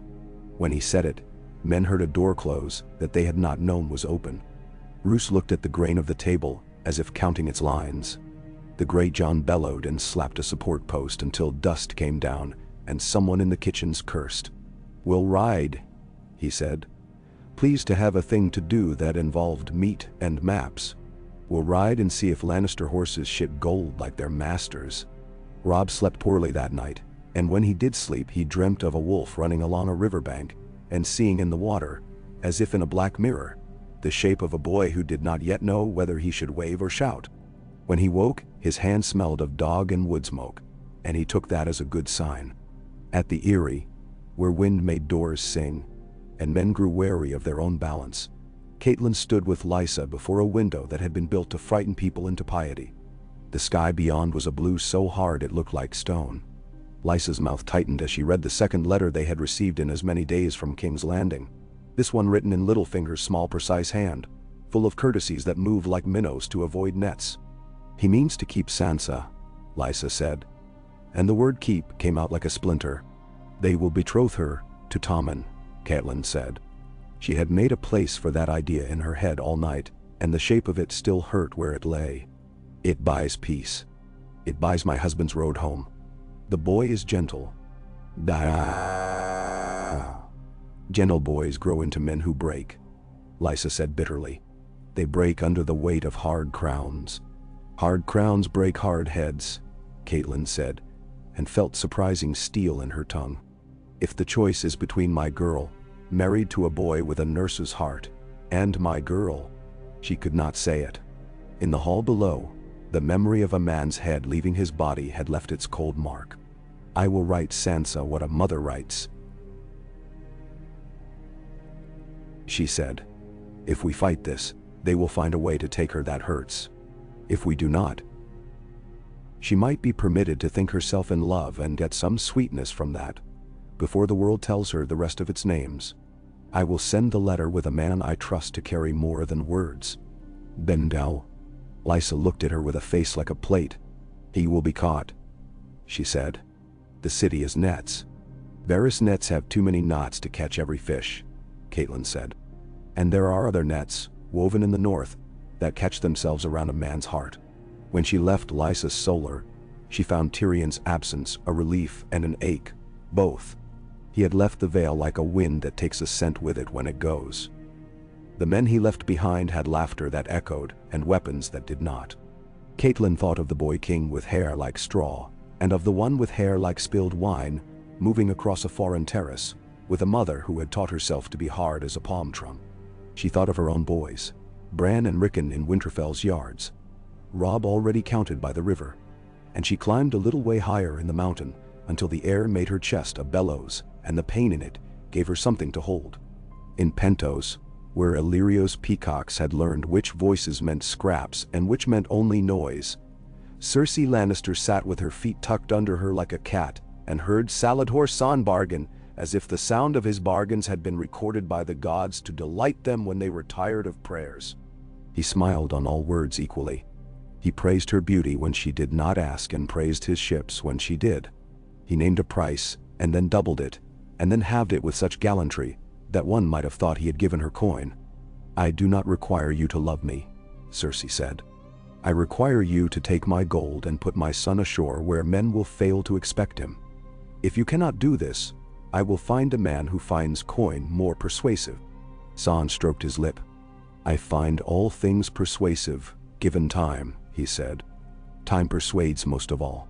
But coin is a language I speak without an accent. Your son is a boy who will look well in a boat.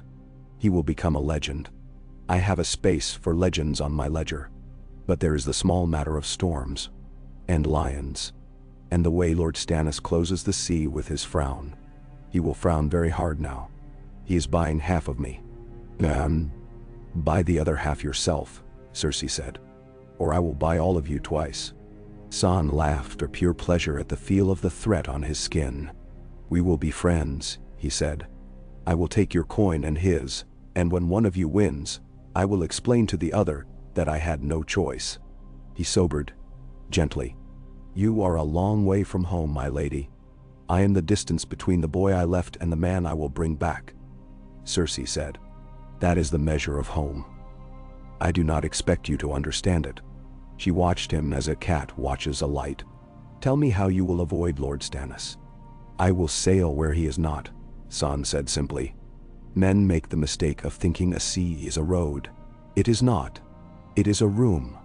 One goes around furniture in rooms. One goes around kings if one does not wish to be knocked against the wall and bruised. He rose and bowed, and his bow was sincere because he had decided to be paid. We will speak of which rooms you wish to enter.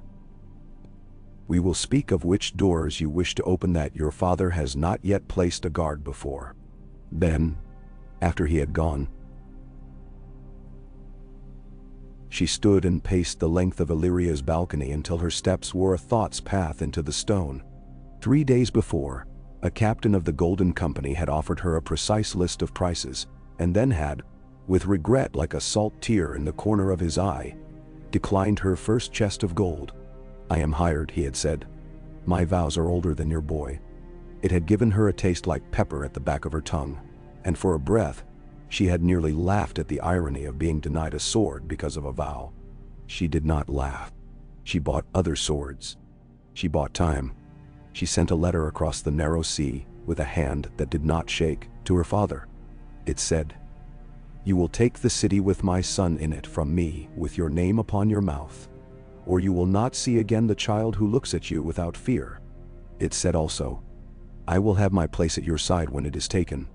She sealed it with a ring she had not removed since the day a king had put it on her, and wished himself a hunt too hard to live. Joffrey and Pentos learned to command from a room full of men who obeyed women with their bodies, and disobeyed them with their eyes. He liked the look of foreign steel, because it made Lannister red seem clean and familiar. He liked the clink of coin. He liked to give orders and be obeyed, because the sea had made him feel small, and no boy endures feeling small without requiring a man to pay for it later. He had a way of curling his lip now when servants stumbled.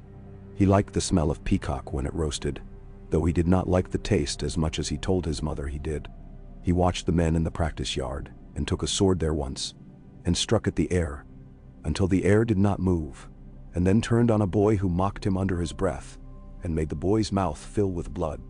Sandor Clegane, who had come to Essos with a snarl stitched into his face by fate, watched and said nothing the way a man says nothing when he sees rain in a place he had thought a desert. Myrcella learned to laugh in another language. She learned to curtsy like a Pentoshi girl, all hips and prettiness. Then she remembered she was a lion, and stiffened it a little. She wrote letters to Tommen in a hand that smeared ink and told him about fountains and lemons that did not sting and a monkey that a pirate had brought to the market, which stole a goose, and pretended to be sorry. She did not tell him that she had cried twice in the night and once in the bath. She did not tell him that when she saw the sea at sunset, she had wished it would rise up and be a road home. In Sunspear, Prince Doran Martell sat in shade and listened to a singer rehearse a tale about sand and snakes that had too much sand and not enough snakes. Ariohota stood behind him like the embodiment of patience with an axe for a heart. A raven brought the news that the Lannister girl had fled with her mother and was not to be had for any betrothal. Doran's fingers moved upon the arm of his chair in a rhythm that meant nothing but counting. So, he said very softly, the lioness snatches her cubs close and leaves one on the rock. He thought of Elia, and of little blood on a wall, and of the way vengeance has the patience of a tide. We will wait. There will be another day when a girl is offered. There will be a day when a boy is offered.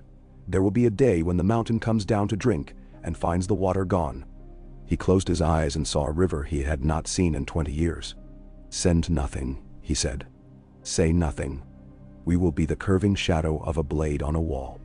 They will learn to dread shadows.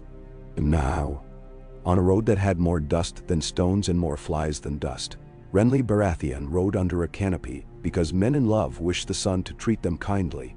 He made a fair king, as children make fair kings in games. A bright cloak, a bright smile, a sense that the world exists to be enjoyed by those clever enough to enjoy it properly.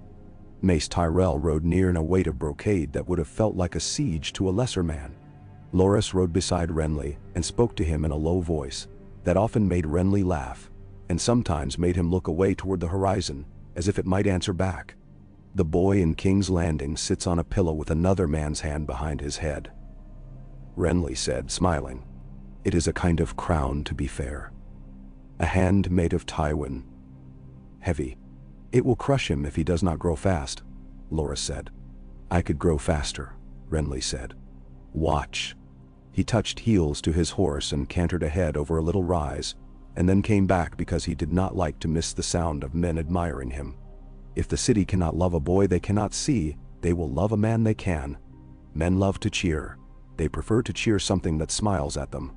Mace Tyrell's mustaches twitched as if stirred by a strategic breeze. The realm requires stability, he said. It requires gardens, harvests, the assurance that bread will be as cheap tomorrow as it is today. It requires marriages that make sense to men without books. Then let us give the men without books a marriage, Renly said lightly. I will marry your daughter. She will marry a crown. It will be a very pretty crown. The city will gasp, and the small folk will remember how to be simple for an afternoon. Then so, an afternoon, Mace repeated with secret calculations drifting across his eyes like cloud shadows across a field. And after? After, Renly said. The afternoons will continue. He reached and caught Loras's gauntleted hand in a gesture so smooth it could only have been practiced, and the two of them held their heads high in a picture that would travel faster than ravens. We will go to Bitterbridge. We will send letters written in green ink because it is the color of spring and promise. We will invite men who like parades. We will call them armies. Now, Loras's mouth bent in something that might have been a smile and might have been a prayer. And Stannis. He will write letters that make men look for the law under their beds, Renly said. He will glower. He will find ships and he will beard the Blackwater like a man who thinks he can tell a river where to flow. He will be very angry with me. He is always very angry with me. It changes nothing that is useful to me. He tipped his head back to let the sun see what a handsome throat looked like. The world prefers a song to a sermon. The world often prefers a sermon when the song finishes and leaves men with the bill. Stannis' letters reached the city like a cough in winter. Pycelle read one with little squeals where the writing pricked him and declared that it was treason couched in sanctimony. Littlefinger read one with lemon water and laughed into his cup. Varys read one and sent a different letter in a hand that could not be recognized as human to Pentos, where a fat man kept his oil warm, and then he folded his hands and watched to see which side of the narrow sea would be the first to learn to speak the new words. Tyrion entered King's Landing at dusk with the last light turning the river, a color he had no wine to match. The city smelled of rosemary from some overzealous proclamation sanding, of shit from the alleys, of cook fires that made even fear seem edible. Janos Slynt came to meet him in armor that shone as if it came from a tale. "My lord Hand," Slynt said, with a bow that would have pleased a better man. "I am your very small hand," Tyrion said sweetly. "Let us see what we can lift." He met with Varys that night over a map that had drink stains old enough to have children. He met with Littlefinger over a table with nothing on it but 2 purses and a platter of figs. He met with Pycelle over a sentence that Pycelle could not finish without coughing. He met with Sir Barristan in a corridor and did not say anything of consequence, because there are men one converses with by standing a moment where the light falls and making eye contact that neither man pretends to misunderstand. And he went to the boy. The room was full of curtains meant to turn drafts into courtesies. Tommen sat on a chair that had once belonged to princes and had had its legs cut down so that a child's feet might find the floor. A kitten slept in his lap, one ear twitching with a dream of mice. Sansa Stark stood behind him with her hands folded in a way that made careful look like prayer. She had grown older in days, which is a thing girls sometimes do when the world asks it. She wore a gown that would have given offense to a woman who thought color should be mourned with the dead, and pity to a man who thought girls should be spared the education of crowns. She looked at Tyrion with the calm that comes to people who have run beyond their fear and found a field there where one may sit. "My lord," Tommen said.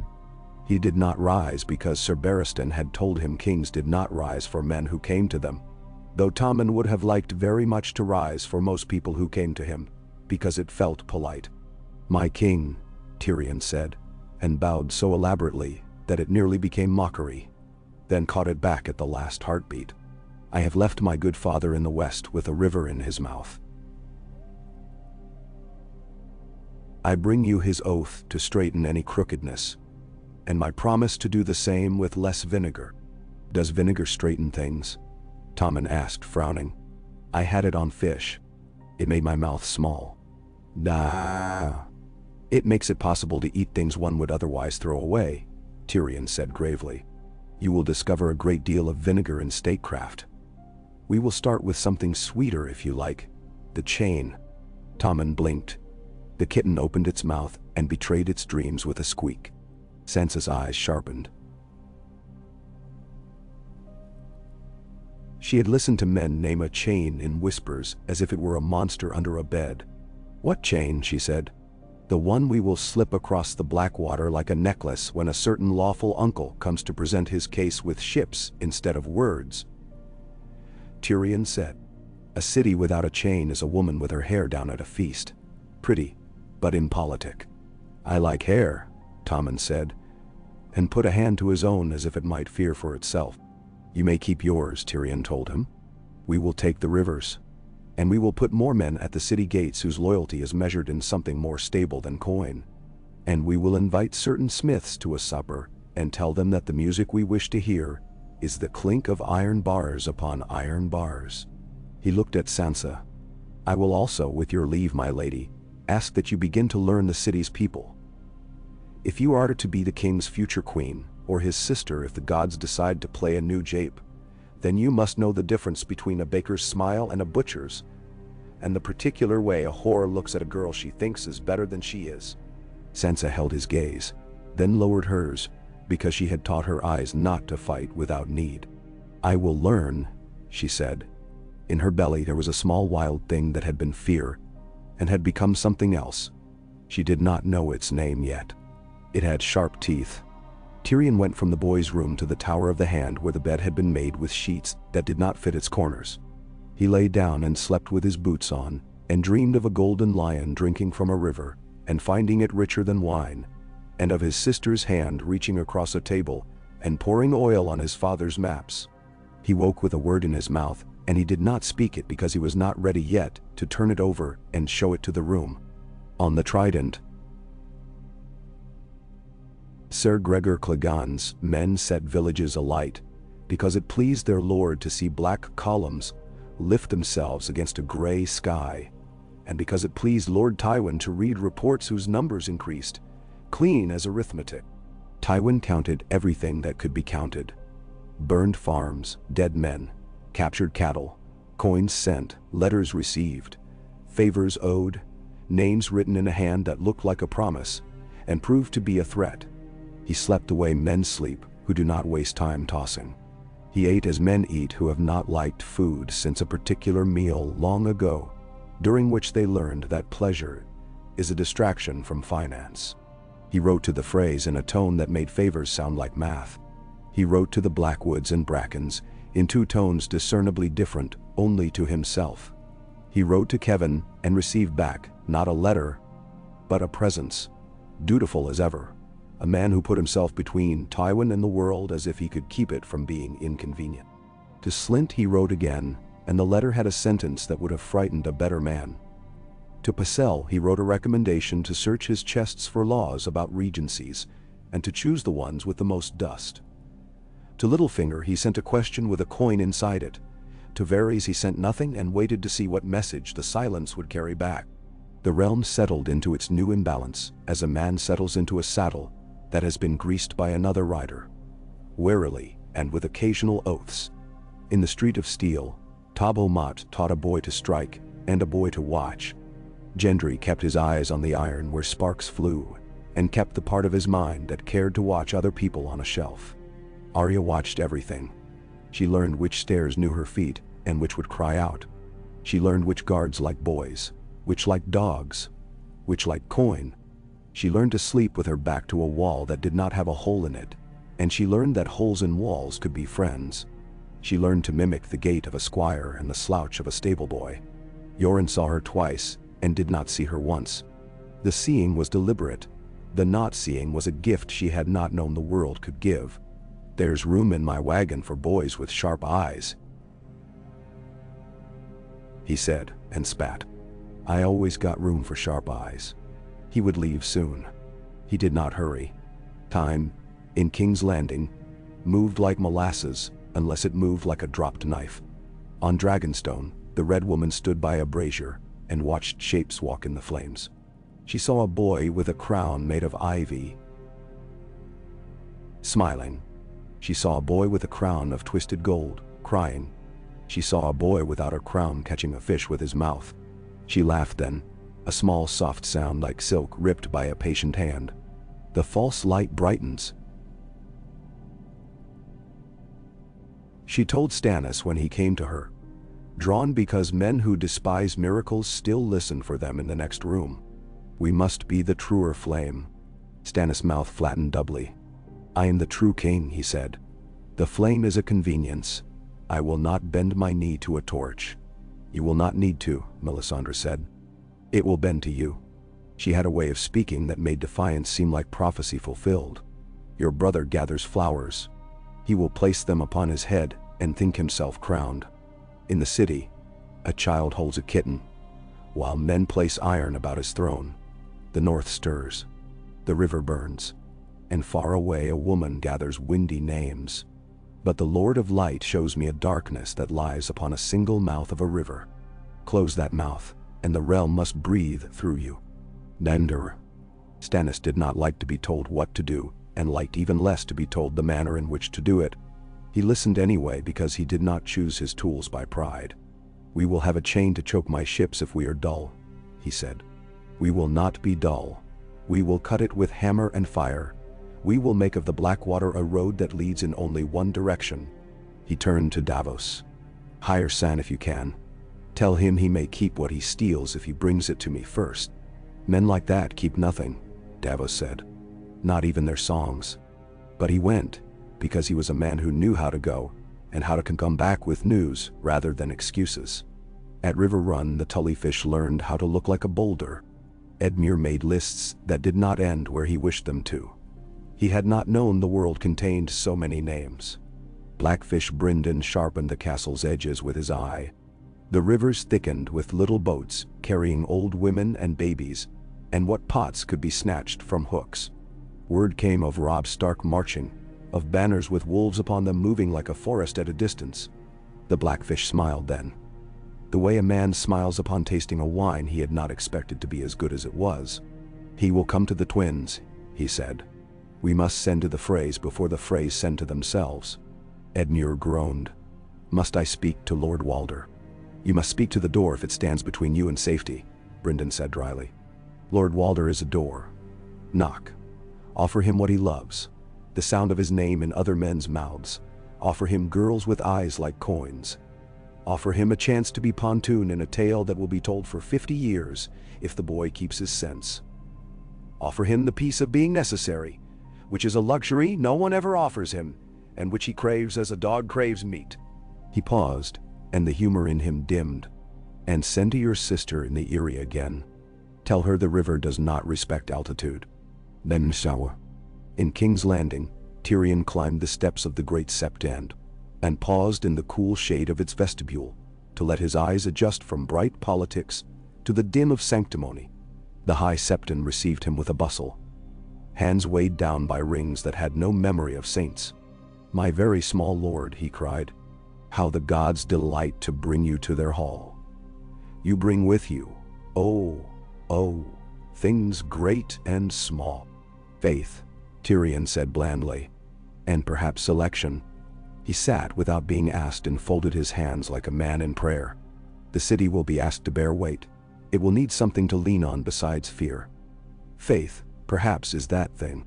"It always has been," the High Septon said, encouraged by how flattering an idea sounded when it cost him nothing. "We will preach the boy's virtues. We will preach obedience to the Protector. We will preach. You will preach that the gods love order and that disorder makes them sneeze," Tyrion said. "You will preach that a boy king is a test sent by the Seven.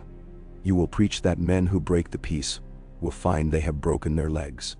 I will see to the legs. You will see to the preaching. And if you like, when you have finished, I will give you a small purse to make the sermons seem holy." He smiled when the old man blinked. "We will feed the poor too. It is less expensive than feeding the mob. I will have carts in the streets with bread on them and a song. I will let it be said the bread is from the king's table." "You are generous," the High Septon said. "I am frugal," Tyrion corrected. "I prefer coin to blood. One spends more easily." "Bam?" Sansa prayed in the sept for the first time since she had seen her father in chains and learned new words that tasted of iron. She knelt and folded her hands and discovered that they did not know what to do. She prayed for her mother and for Arya, and for the boy whose lap was a pillow for a cat, and for a man with a scar who had laughed at something she had said once and then had ridden away and never come back. She prayed for her father and then stopped, because praying for him made all the new arrangements in the city seem like snow that a hand might sweep away. She learned to pray for small things as girls must, and then enlarge them, as women do. Eddard came to her where the candles made light like a veil, and he took her hands and held them the way a man holds on to a boat. "I will go north," he said. "You will be kept here. They will give you a betrothal and call it a present. I do not like it. It saves you." she said fiercely, surprising them both. "It saves you, father. It saves us. It is not what I dreamed. But dreams are like summer stalls in the market, set up in the morning and gone by dark, and the next day there are other stalls. I will find something to buy at this one." And no. He looked at her, and in his eyes she saw Winterfell, and knew that he carried it with him the way a snail carries its house. Heavy and enough. "I would have spared you," he said. "You cannot," she said, and lifted her chin very slightly. The way ladies did when they must not cry. "No one can. But you can leave me a thing I can carry." She looked at his hands upon hers. "Leave me the truth. I will keep it for you. I will keep it for the North. I will keep it for myself, in a place no one can find until it is needed." And now, Arya, on the day Yoren left the city, climbed a wall she had learned, and watched from a place where dust made her sneeze, in a way she had taught her nose not to. She watched the Black Brothers file out like a rake's teeth, and among them were boys and men. Boys who thought themselves men and men who wished they could forget they had ever been boys. She saw Yoren glance up once, not at her but at the shape of trouble that she made on the sky. And she saw him spit and scratch and lead his string into the road. She did not go to him. She did not yet know whether her feet wanted to be shoes for the North or for something else. She took her small griefs and made from them a map of the kitchens, a map of the yards, a map of places where meat dripped and could be caught on a piece of crust and eaten hot as sin. She kept her sword where Syrio had told her to keep it, at her hip, in her heart, in her head. Tyrion's first month as Hand was a lesson in moving water uphill. He met with smiths and coaxed them into becoming an army that did not march.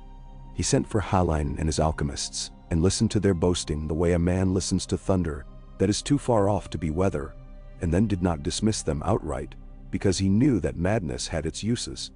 He walked the walls and counted, as his father counted. But he counted different things, where the stone had been poorly mortared, where a watchman had become a drunk, where a ladder might reach, if one placed it at a clever angle. He paid out coin until he felt as if he were bleeding out.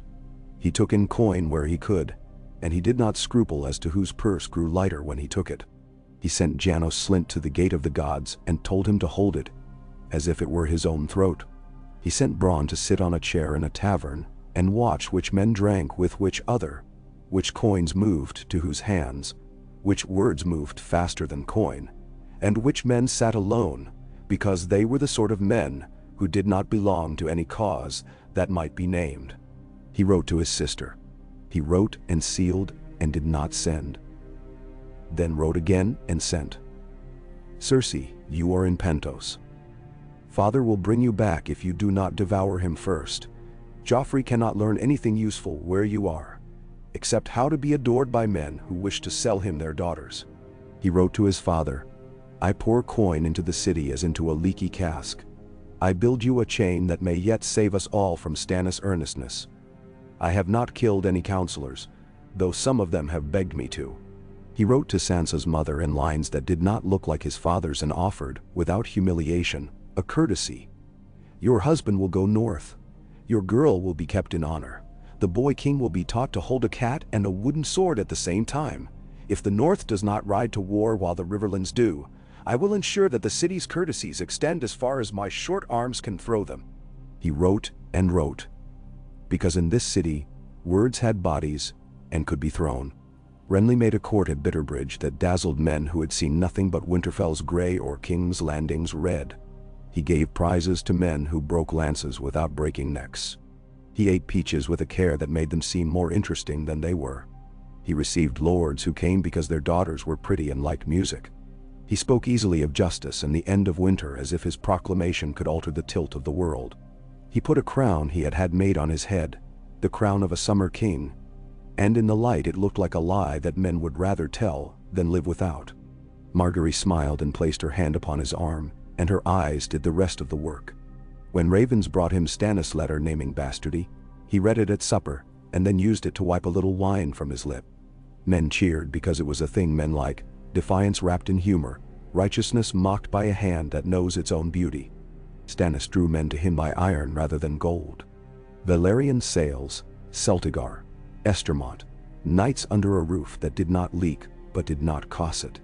The promise that after this, there would be law enough to sleep under without waking to wonder if the roof had been moved in the night by thieves.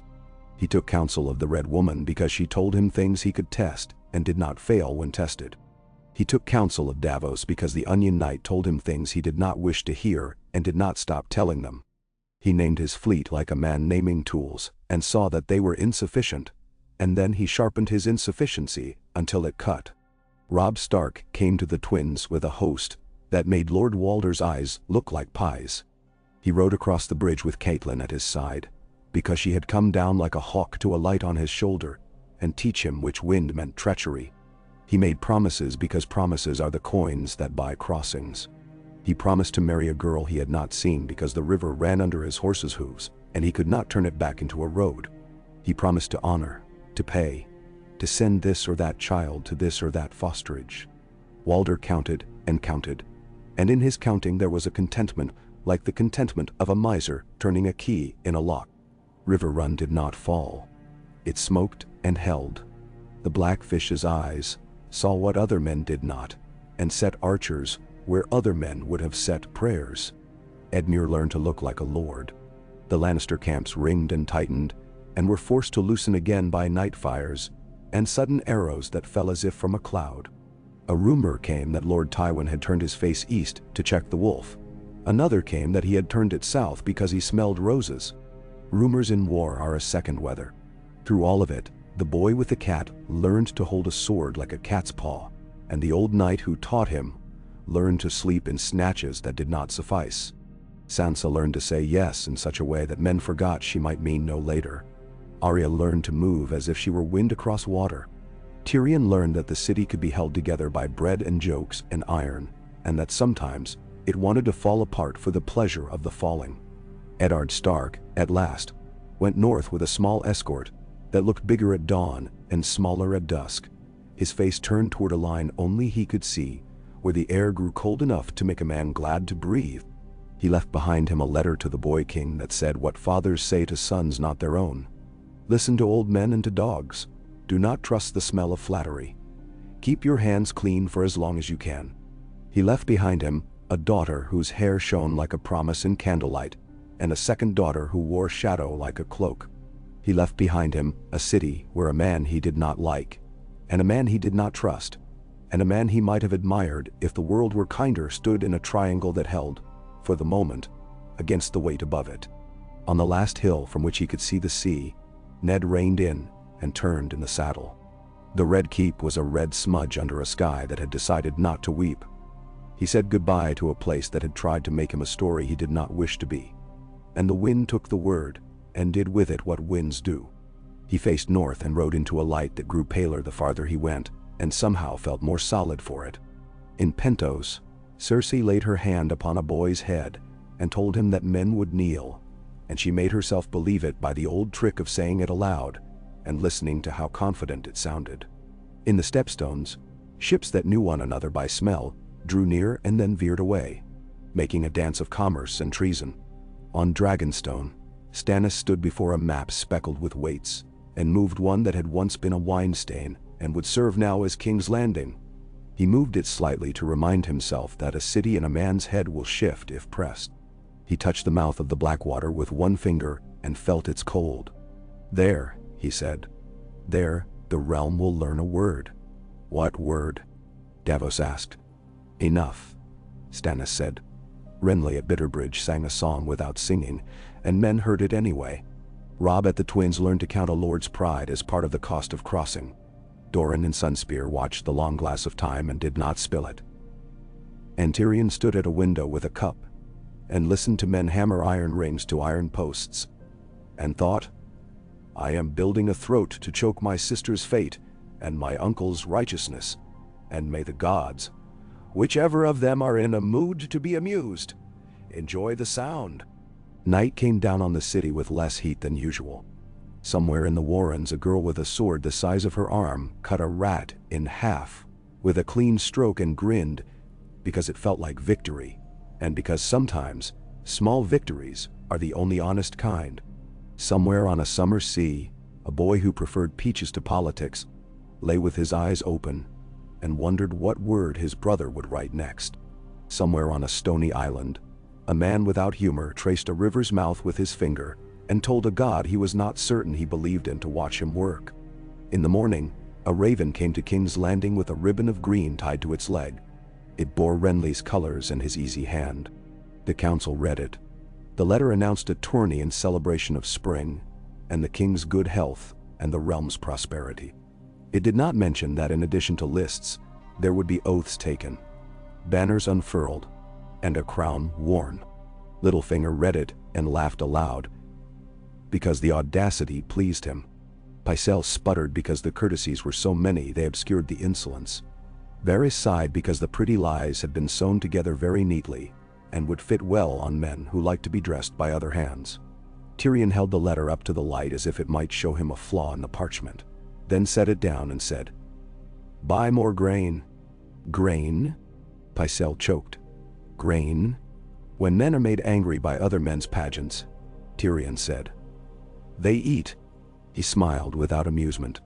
"And when they cannot eat, they burn.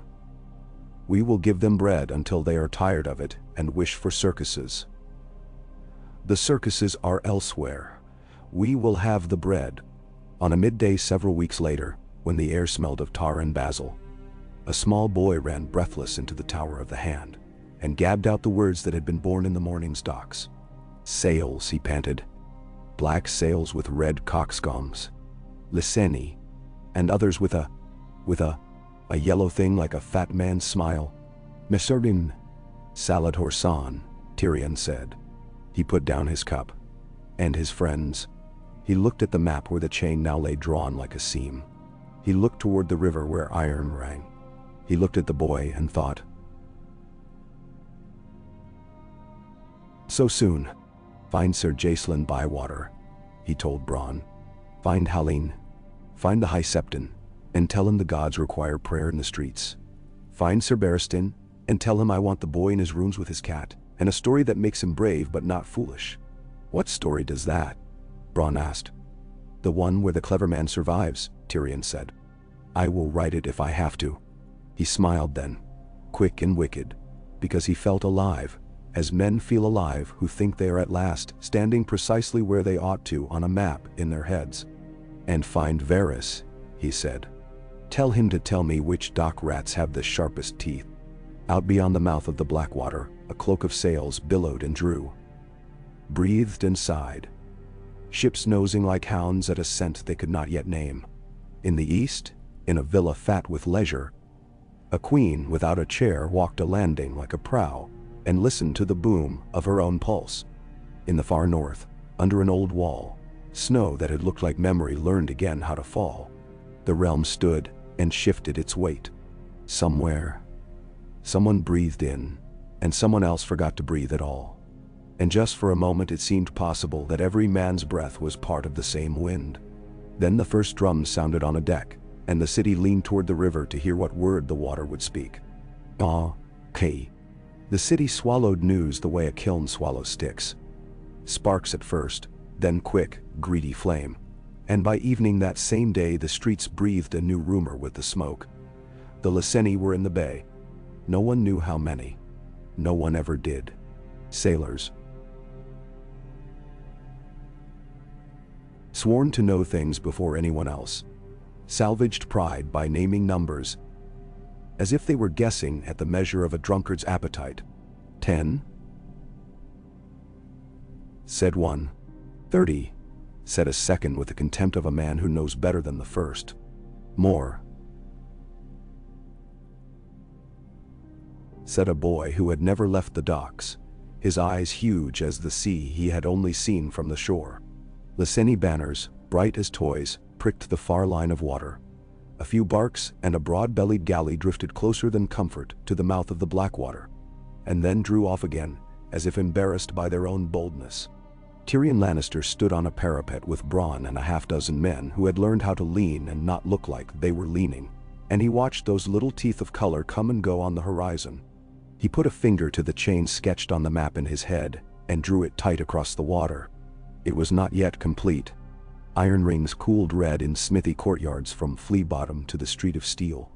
Boys tugged bellows with cheeks puffed to bursting. Men beat tools to the rhythm of a song Tyrion had invented for them. Work, work, work. And the city's breath was smoke that did not mind the taste of iron. The links that were done lay coiled like a sleeping serpent on barges, tucked in a backwater, where weeds grew, and frogs had learned to wink at soldiers. The rest were on carts and men's shoulders, and a few were in the minds of smiths, who had never been asked to imagine a river wearing a necklace. You should have them finished tomorrow, Tyrion said for the benefit of fate, which liked to be dared in small things. If they don't drink their pay, Bronn said, and a gust of wind took his hair and made it want to dance. If their wives don't steal their belts and sell them for bread. If a priest doesn't tell them the gods hate rings and chains, then we will pay the wives and the priests to like belts, Tyrion said. And we will tell the men that for once in their lives a chain might save rather than bind. There is a novelty. Downriver a barge pulled past with a cargo that made the air hum. Clay pots with green wax seals, snug in straw, each lifted into place with the care men use for babies when they are sober and for eggs when they are not. Halline the pyromancer, his bald head gleaming with the pride of a man who has been asked at last to do exactly the thing he has longed to do, hovered anxiously near the pots like a hen, with a brood that could explode. The guild had found old jars in their vaults that had not seen daylight since a boy with a hammer had once made light in a night of dragons. They had scoured the cellars for copper lids and tightened seals with hands that twitched. They had sung to the jars. Tyrion had let them. He had listened to the explanation he had asked for, and then ignored 3/4 of it. He had learned what mattered. Keep it cool. Keep it dry. Keep it from light until you wish to see fire that does not remember mercy. That afternoon, to shut men's mouths whose teeth had started to chatter in the face of Lyseni penance, Tyrion took a small party to the King's Gate, where a backwater made a pool deep enough for a small miracle. Halline came with a jar hugged to his chest like a first love. Jacelyn Bywater, his face set into the lines of a man who does not mind being unpopular as long as his men are sober, stood with 3 of his best and the new badge Tyrion had put upon him glinting. A small iron hand. The badge had made 3 gold cloaks think themselves betrayed in the first hour. Tyrion had clapped Janos Slint on the back like a friend, offered him a lordship, and put him on the road the next morning in a litter to a fortress whose name had always sounded like an insult. Slint had told the guards he was being honored. They had nodded because it made the weight of the world sit lighter on the liver to nod when men lied. Bywater had taken the watch and said, "We will be sober," and then had added, after a heartbeat, "Enough," and Tyrion had liked him for that. Halline cleared his throat a dozen times. "We must be very careful," he breathed, which was his manner of bragging. "If the heat, if the light, ah." "Go on," Tyrion said. And the pyromancer let the jar slide out of his hands into the water as gently as he might have slid it into a cradle. For a moment, nothing happened but the sound of breath and the chink of harness. Then the surface broke in a little burp of flame, no bigger than the tongue of a candle. It danced green. Men gasped at how pretty it was, because men will gasp at prettiness even when prettiness has just pressed a knife into its palm. The flame spread like spilled oil, thin at first, then thickening, a sheet of green that lay down upon the water and then decided to get up. It reached for a drift of straw and set it dancing. It crawled along the edge of a warped plank, tasting old pitch, and then it moved against the wind. Men took a step back of one mind.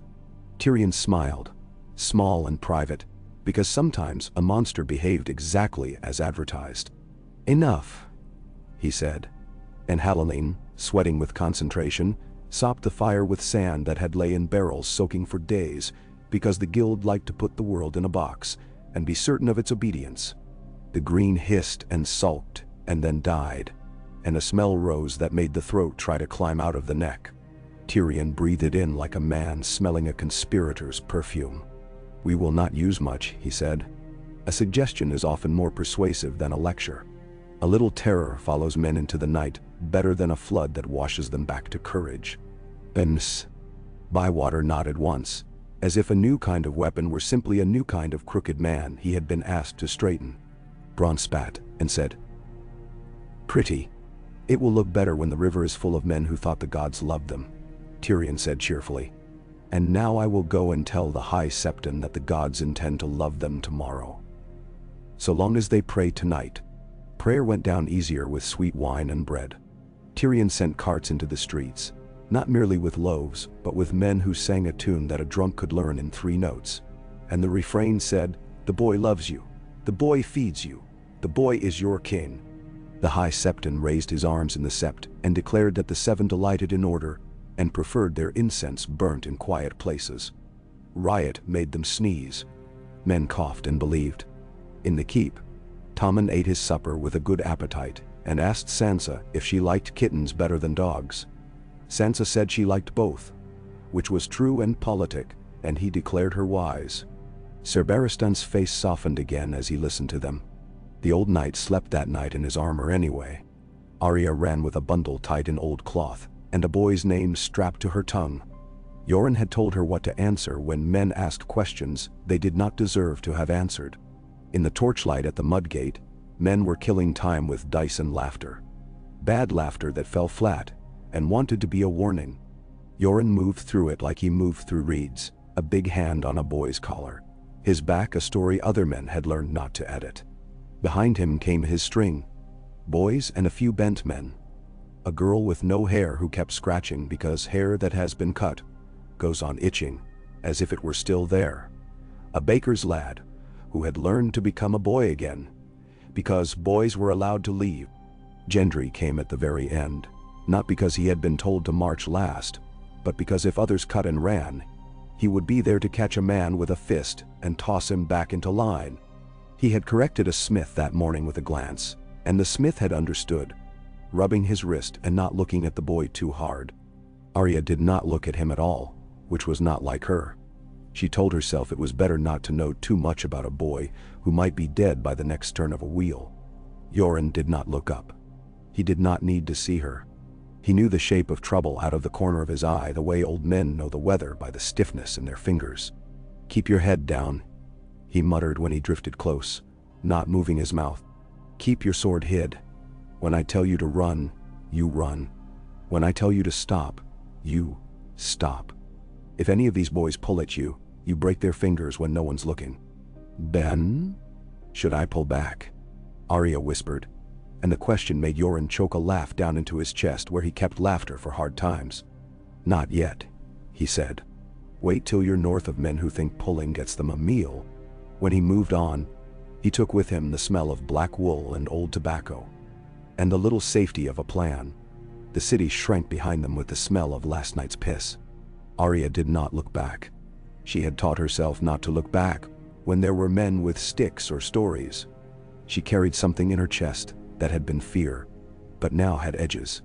She had named it with 5 words every night until her tongue remembered them without love or hate. And she would add others when she learned them properly, carved them small, and kept them sharp.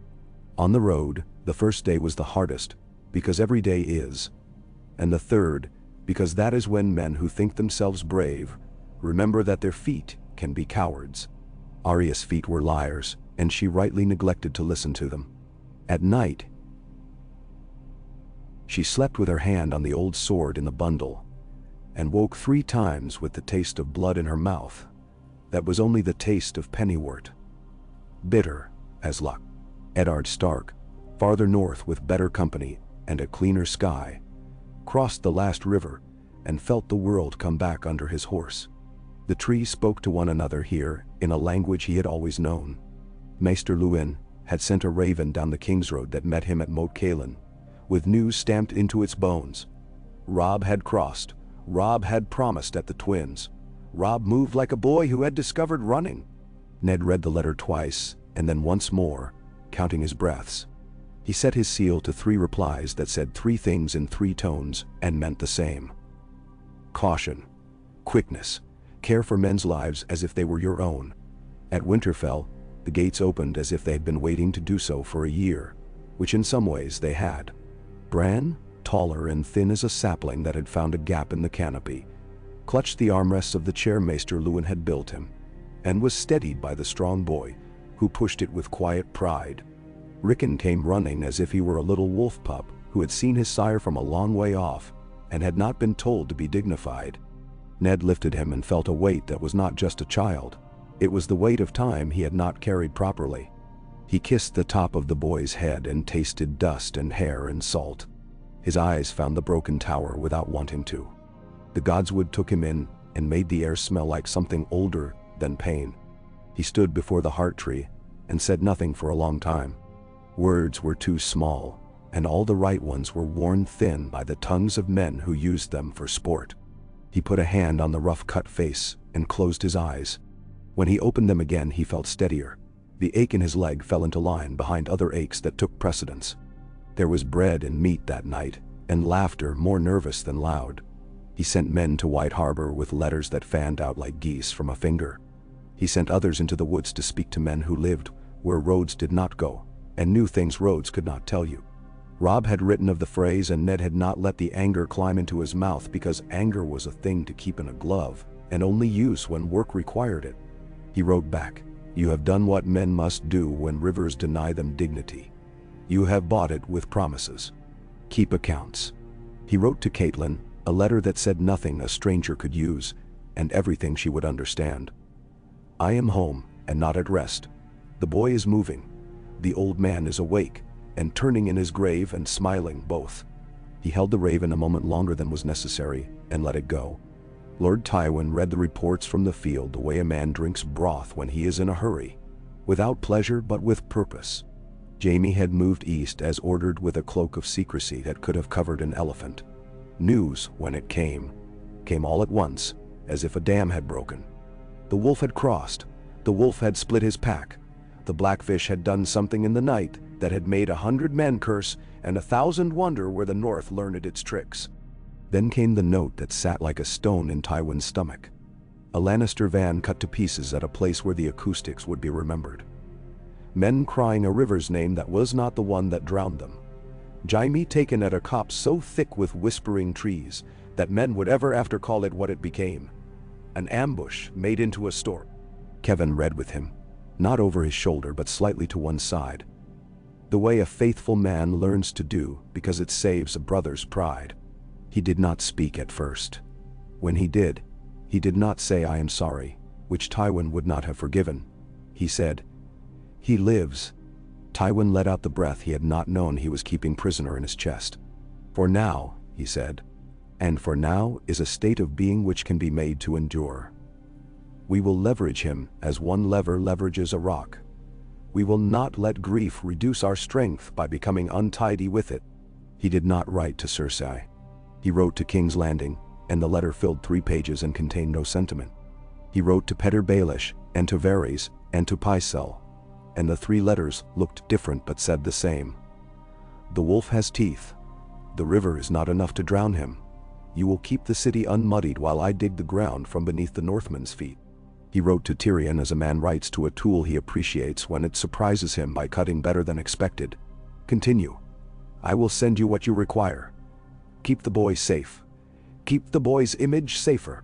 Tyrion, who had already set the city watch to stand at the gates in pairs who hated one another enough to keep one another honest, who had already found 4 bakers who could be entrusted to bake loaves the right weight and not sell half to whores for favors and put sand in the rest, who had already sent a discreet basket of pears and kindnesses to the sept where Sansa lit her candles, read his father's letter and felt the feral satisfaction of a chop. He set the letter beside his cup and wrote back a reply that said, in effect, "I am doing what you would do. I am doing several things you would not dare, because your dignity is larger than my height, and we will see which profit more the city and my reputation." He did a little summing. Jaime prisoner. Robb in the field with old men at his back, who had learned patience and the sweet taste of sudden violence. Lord Tywin balled like a fist in the Riverlands. Renly playing at king with roses in his hair and men's mouths open to cheer him. Stannis at sea, with the Lyseni as outriders. Cersei far away with Joffrey, and a determination that looked, from this vantage, like a rope she had tied to her ankle and flung across the narrow sea in the hope of towing a continent. He finished his cup and went to see a boy about a cat and a story. Once, he told Tommen, when the light was soft and the kitten was content to be a weight on small knees. There was a clever man who had a brother who was very good with swords and a sister who was very good with lies. The clever man loved them both in the way clever men love. That is, he kept track of their faults and his own, and still he stayed. One day he discovered that the world did not mind how clever he was. The world wanted to eat him anyway. So he learned a new trick. He learned to make the world too busy to chew. Then so. Tommen laughed because he had been promised that there would be a laugh somewhere in the story, and he could feel it coming, and he laughed in the right place, which is a thing some grown men never learn. Sansa smiled at him, and in his eyes she saw that he was kind in a way that would not last unmarked by the world. She marked it for him. She set it on a shelf in herself like a piece of polished wood, to give back when unkindness had finished its lesson. "Is the clever man you?" Tommen asked. "Because he was good." "It is a story," Tyrion said, "because he had learned when to avoid the idea of himself. In stories men can be all sorts of impossible things. In life, we make dough." Sansa stitched. She had learned to take out stitches she did not like without being seen to do so, and to make a seam look neat that had been pulled 3 times by other hands. She listened to men who thought she was listening to something else. In the Godswood, she said a thing to Sir Barristan that made him tilt his head and regard her with new interest. "Do vows live longer than men?"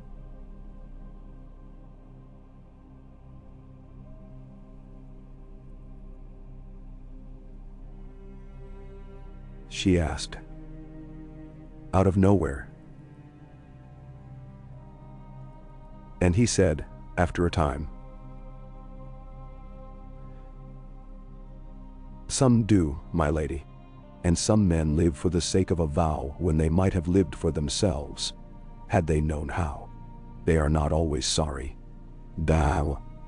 When word came to King's Landing that a king had died in his tent while the candle had not burned down and the wine had not been drunk, it came not with a raven, but with a man who had ridden his horse to foundered madness.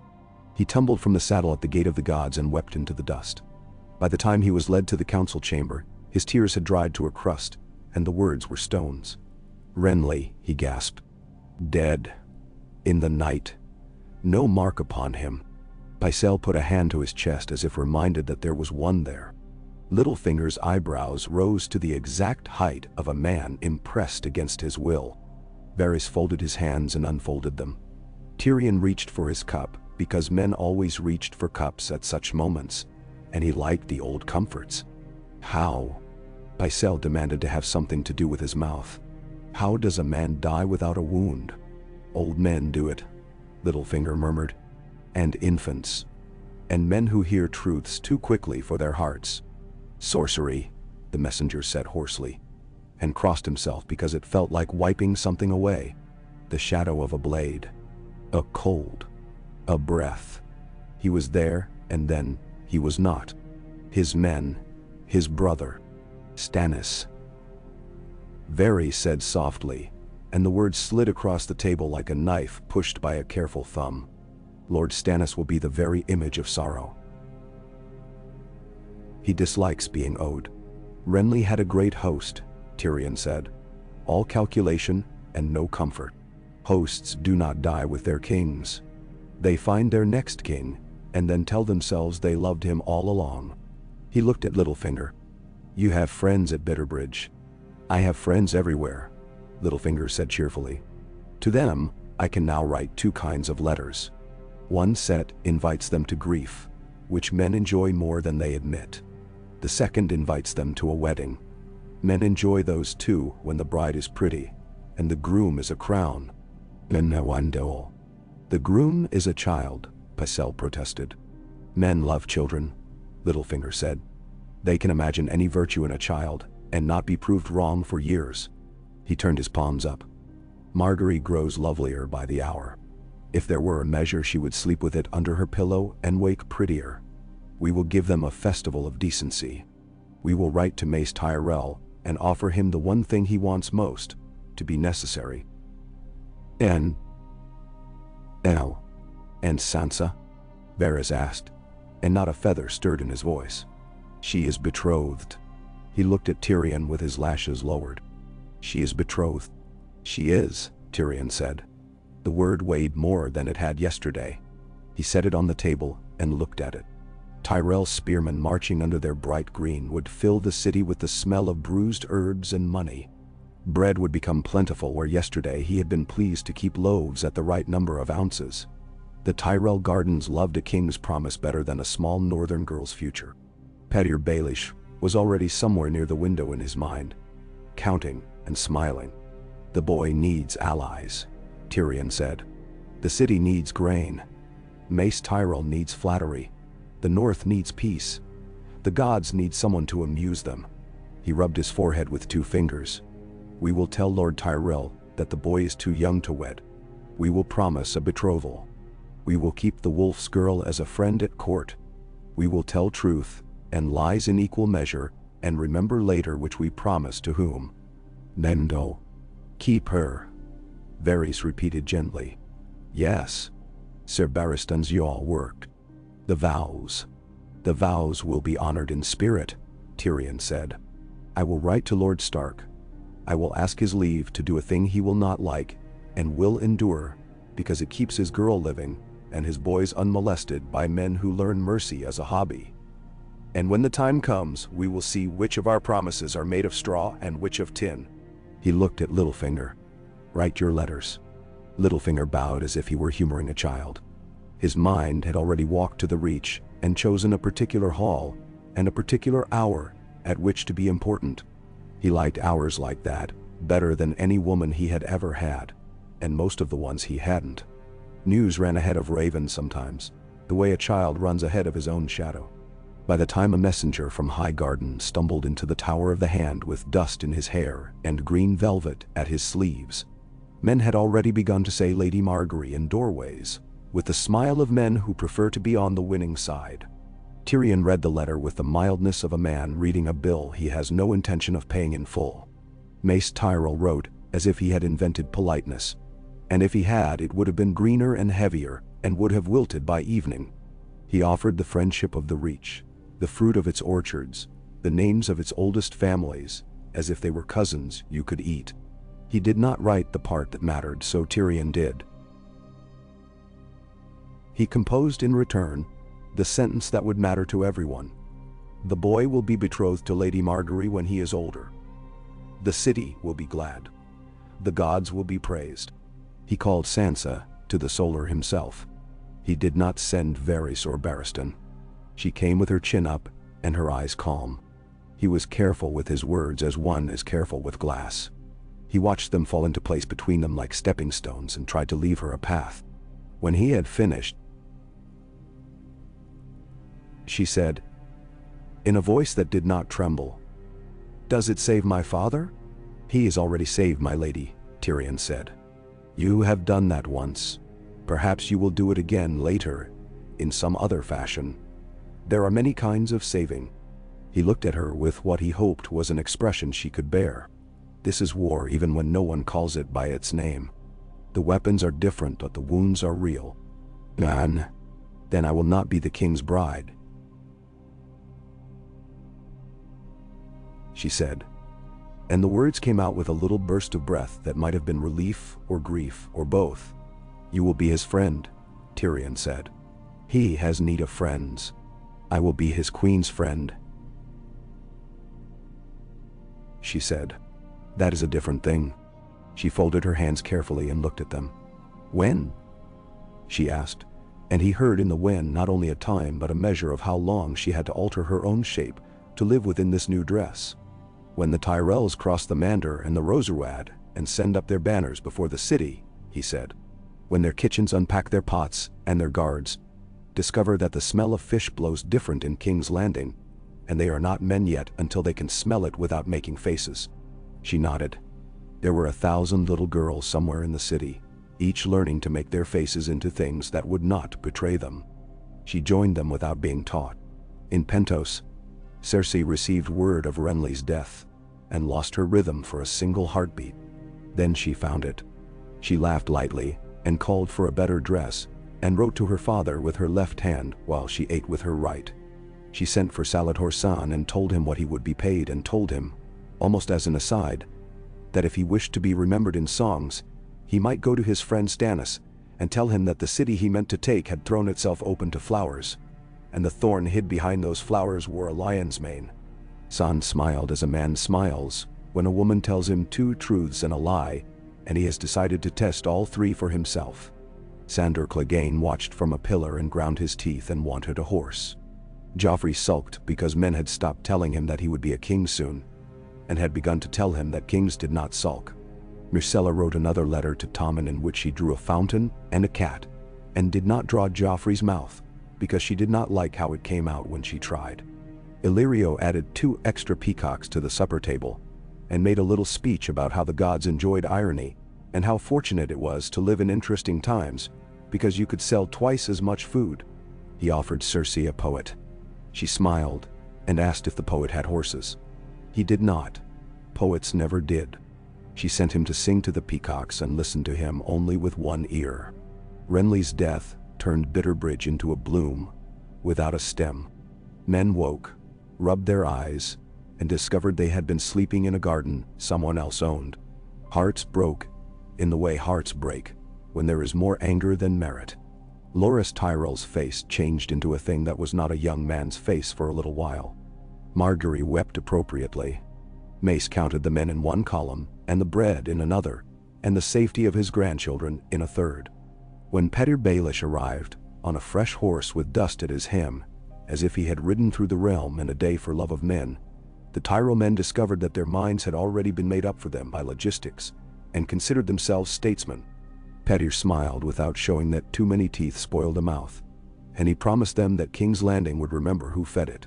He pried their fingers from a dead man's hope, and placed them gently upon a living child's future, and then, because he enjoyed himself, he pressed them a little too hard to feel their discomfort, and did not mind. By the time the first green and gold banners rounded the bend of the Roserad, and made the walls of King's Landing look less tired for their presence, the chain lay hidden beneath the water, the wildfire jars sat in their beds, the watchmen had learned the angles of their new commander's eye, and bread cost less than it had the week before in 3 wards out of 7. Tommen stood on a balcony and waved while Sir Barristan's hand rested lightly on his shoulder like the memory of a father. Sansa stood 2 steps behind and smiled with her teeth together. Tyrion stood to one side with a cup in his hand, and counted spears, and wondered what speech Mace Tyrell had rehearsed for this moment. In the Riverlands, Tywin narrowed his eyes at maps, as if daring them to lie. He sent out a dozen riders with instructions to find the wolf's scent and report back before their horses tired. He ate bread that tasted of ash, and gave no sign that ash displeased him. He did not waste men on fury. He invested them in calculation. He wrote to Harrenhal and told Janos Slynt to keep his new castle as if it were a purse. He wrote to Casterly Rock and told men there to send every bar of iron downriver to King's Landing, because a city that thinks itself strong is easier to defend than one that feels its bones. He wrote, at last, to Cersei, because courtesy is a kind of lever, and sometimes the only one a man can use on his own children. "Come home," he wrote. And he did not write the words, "I still require you," though he thought them. She read the letter, and smiled, and put it under a goblet. Stannis Baratheon, at sea with ships that had learned one another's smells, counted too. He counted oars and rations and men's tempers, and the way the wind refused to bend to reason. He had not the Reach's roses nor the Westerland's gold. He had Law and Melisandre's light, and at night he went to the rail and stared at the water as if it took affront from the way it moved. Davos came and stood a pace behind and to the left, and said nothing until words could be useful. When he did speak, it was, "You will not enjoy King's Landing, my lord." "I have never enjoyed anything that mattered," Stannis said. And the truth of it sounded like iron dropped on stone. Enjoyment is a sop for men who do not know what they are for. Davos could have said a thing then about sons and laughter and wives and kitchens, and the way a bowl of stew placed before a man at the end of a day could make him cry for gratitude and pretend it was the steam. He did not. He said instead, "They will fight you like a city fights. They will lie. They will cheat. They will turn your earnestness into an entertainment. They will not stand in a line for you to cut down. Bah. Then we will make lines out of them," Stannis said, "and cut them anyway." Davos grinned into the dark, because it was either grin or weep. and he preferred, as ever, the thing that could be mistaken for defiance. "Their little hand is canny," he said. "He will surprise you. You will think him unmanly and small, and then you will find your foot in a hole he dug while you were writing your letters." "Then I will step somewhere else," Stannis said. "You have a fondness for small men. It is unbecoming." "Nenderwananti." "I have a fondness for men," Davos said. "And the small ones are easier to lift when they fall." Stannis made a sound that could have been a laugh if it had not been too proud and too weary and too little used. "Do not fall," he said. "I will do my best," Davos said, and went to check the lashings on a stack of casks, because a man must put his hands to something or the wind gets inside him and makes a noise. The day the Tyrell van entered the city, a boy in the alleys discovered that green and gold ribbon made a better garrote than rope. He used it once, and then kept it in his pocket to remind himself that beauty can be crueler than iron. In the Red Keep, Sansa met Margaery under the eyes of men who were ready to translate every smile into a treaty clause. Margaery's smile was a treaty clause so gracefully written, it did not feel like law. She took Sansa's hands and said the things women say to one another when men are building a scaffold behind them, and did not make a promise she knew she could not keep. Sansa liked her for that, and disliked her for 7 other things she could not have named if asked. Tommen bowed too low, and then too little, and then just right, and Mace Tyrell declared him the pride of the realm, and kissed his brow in the exact place where a crown would rest, as if measuring. Tyrion drank with Mace, and let himself be bored by a story about a boar that had once chased the Tyrell lord into a brook, where he had lost a boot. He nodded at the right time and said the right word, and then, when the story had been told to his satisfaction, and the number of men it had been told to had been adequate, he asked for grain and coin and got both. He let the Reach tell itself a story in which it saved the city. He left it enough of the truth to make the story honest. He wrote to his father and said, "The roses have arrived. I am pricking my fingers daily." The boy smiles. The old knight stands. The alchemists preen and have not blown us up. The chain is hidden and makes me think of a necklace I once bought for a courtesan who preferred the coin. At dusk on a day when the wind shifted and the bay tasted of far water, a ship slid by the mouth of the Blackwater without a flag. It nosed like a dog at a gate and then turned away. Bronn saw it from the wall and spat. "Spies," he said. "Everyone is," Tyrion said. "It saves us the trouble of asking." That night he dreamed an old dream of being very small in a room too large, and the room was King's Landing, and the furniture was made of men, and he woke laughing, and could not have said whether it was because the dream had found a way to forgive him, or because it had found a new way to frighten him. In Winterfell, Ned Stark rose from his bed at an hour which had once belonged to boys, and still belonged to wolves, and walked in the Godswood, until the dew made his boots quiet. He spoke to the tree about a boy he had raised to honor, and a different boy who had gone south and become prey, and a girl who had learned the wrong lessons in the right way. He asked the tree no favors, because men who ask favors of trees deserve the answers they get. He steadied his leg against a root and promised himself that he would send no sons south again, until the snows made the roads into knives, and even then, not for pride. He wrote to Robb and said, "The Freys are a toll you have paid. Watch your change. Do not be where Lord Tywin thinks you will be. Remember the river knows more paths than the road." He wrote to Catelyn and said, "I have eaten bread at our table, and felt like a thief for having done so without you. I will send you men if you say the word. Our boys smell of smoke." At River Run the ravens needed new perches, because messages were too many for the old ones. Edmure began to look older in the way men do when words from far away settle on their shoulders. The Blackfish said to him, "Your jaw is better today." And Edmure grinned because he had been practicing his jaw in secret as he had practiced his sword 30 years ago. And it did him good to be seen. Cersei, walking Illyrio's balustrade in the moonlight, rehearsed the moment of her return with an exactness only anger gives. She would come ashore at dawn with trumpets and with a story so simple even small folk could tell it without stumbling. A good mother had gone away to save her children, and behold, she brought a king.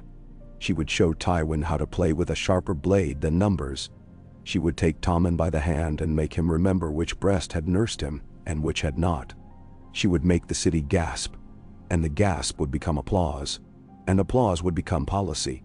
She let the fantasy finish, and then began again with a different ending, because that was how she kept herself from chewing through her tongue. Stannis' galleys turned like a school of fish following a cold current. The Lyseni outriders, pretty as toys, signaled back with pennants and lamps, and men wrote those signals down in books they pretended to be ledgers. The moon turned the water to coin, and then to bone, and then to ink. Davos chewed salt meat, and listened to the way men's coughs turned to a chorus when the night grew thin. He had never fancied himself a singer. He would not start now. At dawn the drums began. Not many, not yet, not the great belly beat that would shake dust from rafters. A barge rocked in the backwater where the chain lay hidden, and a frog leapt onto an iron link as if claiming it for his own. In the Red Keep,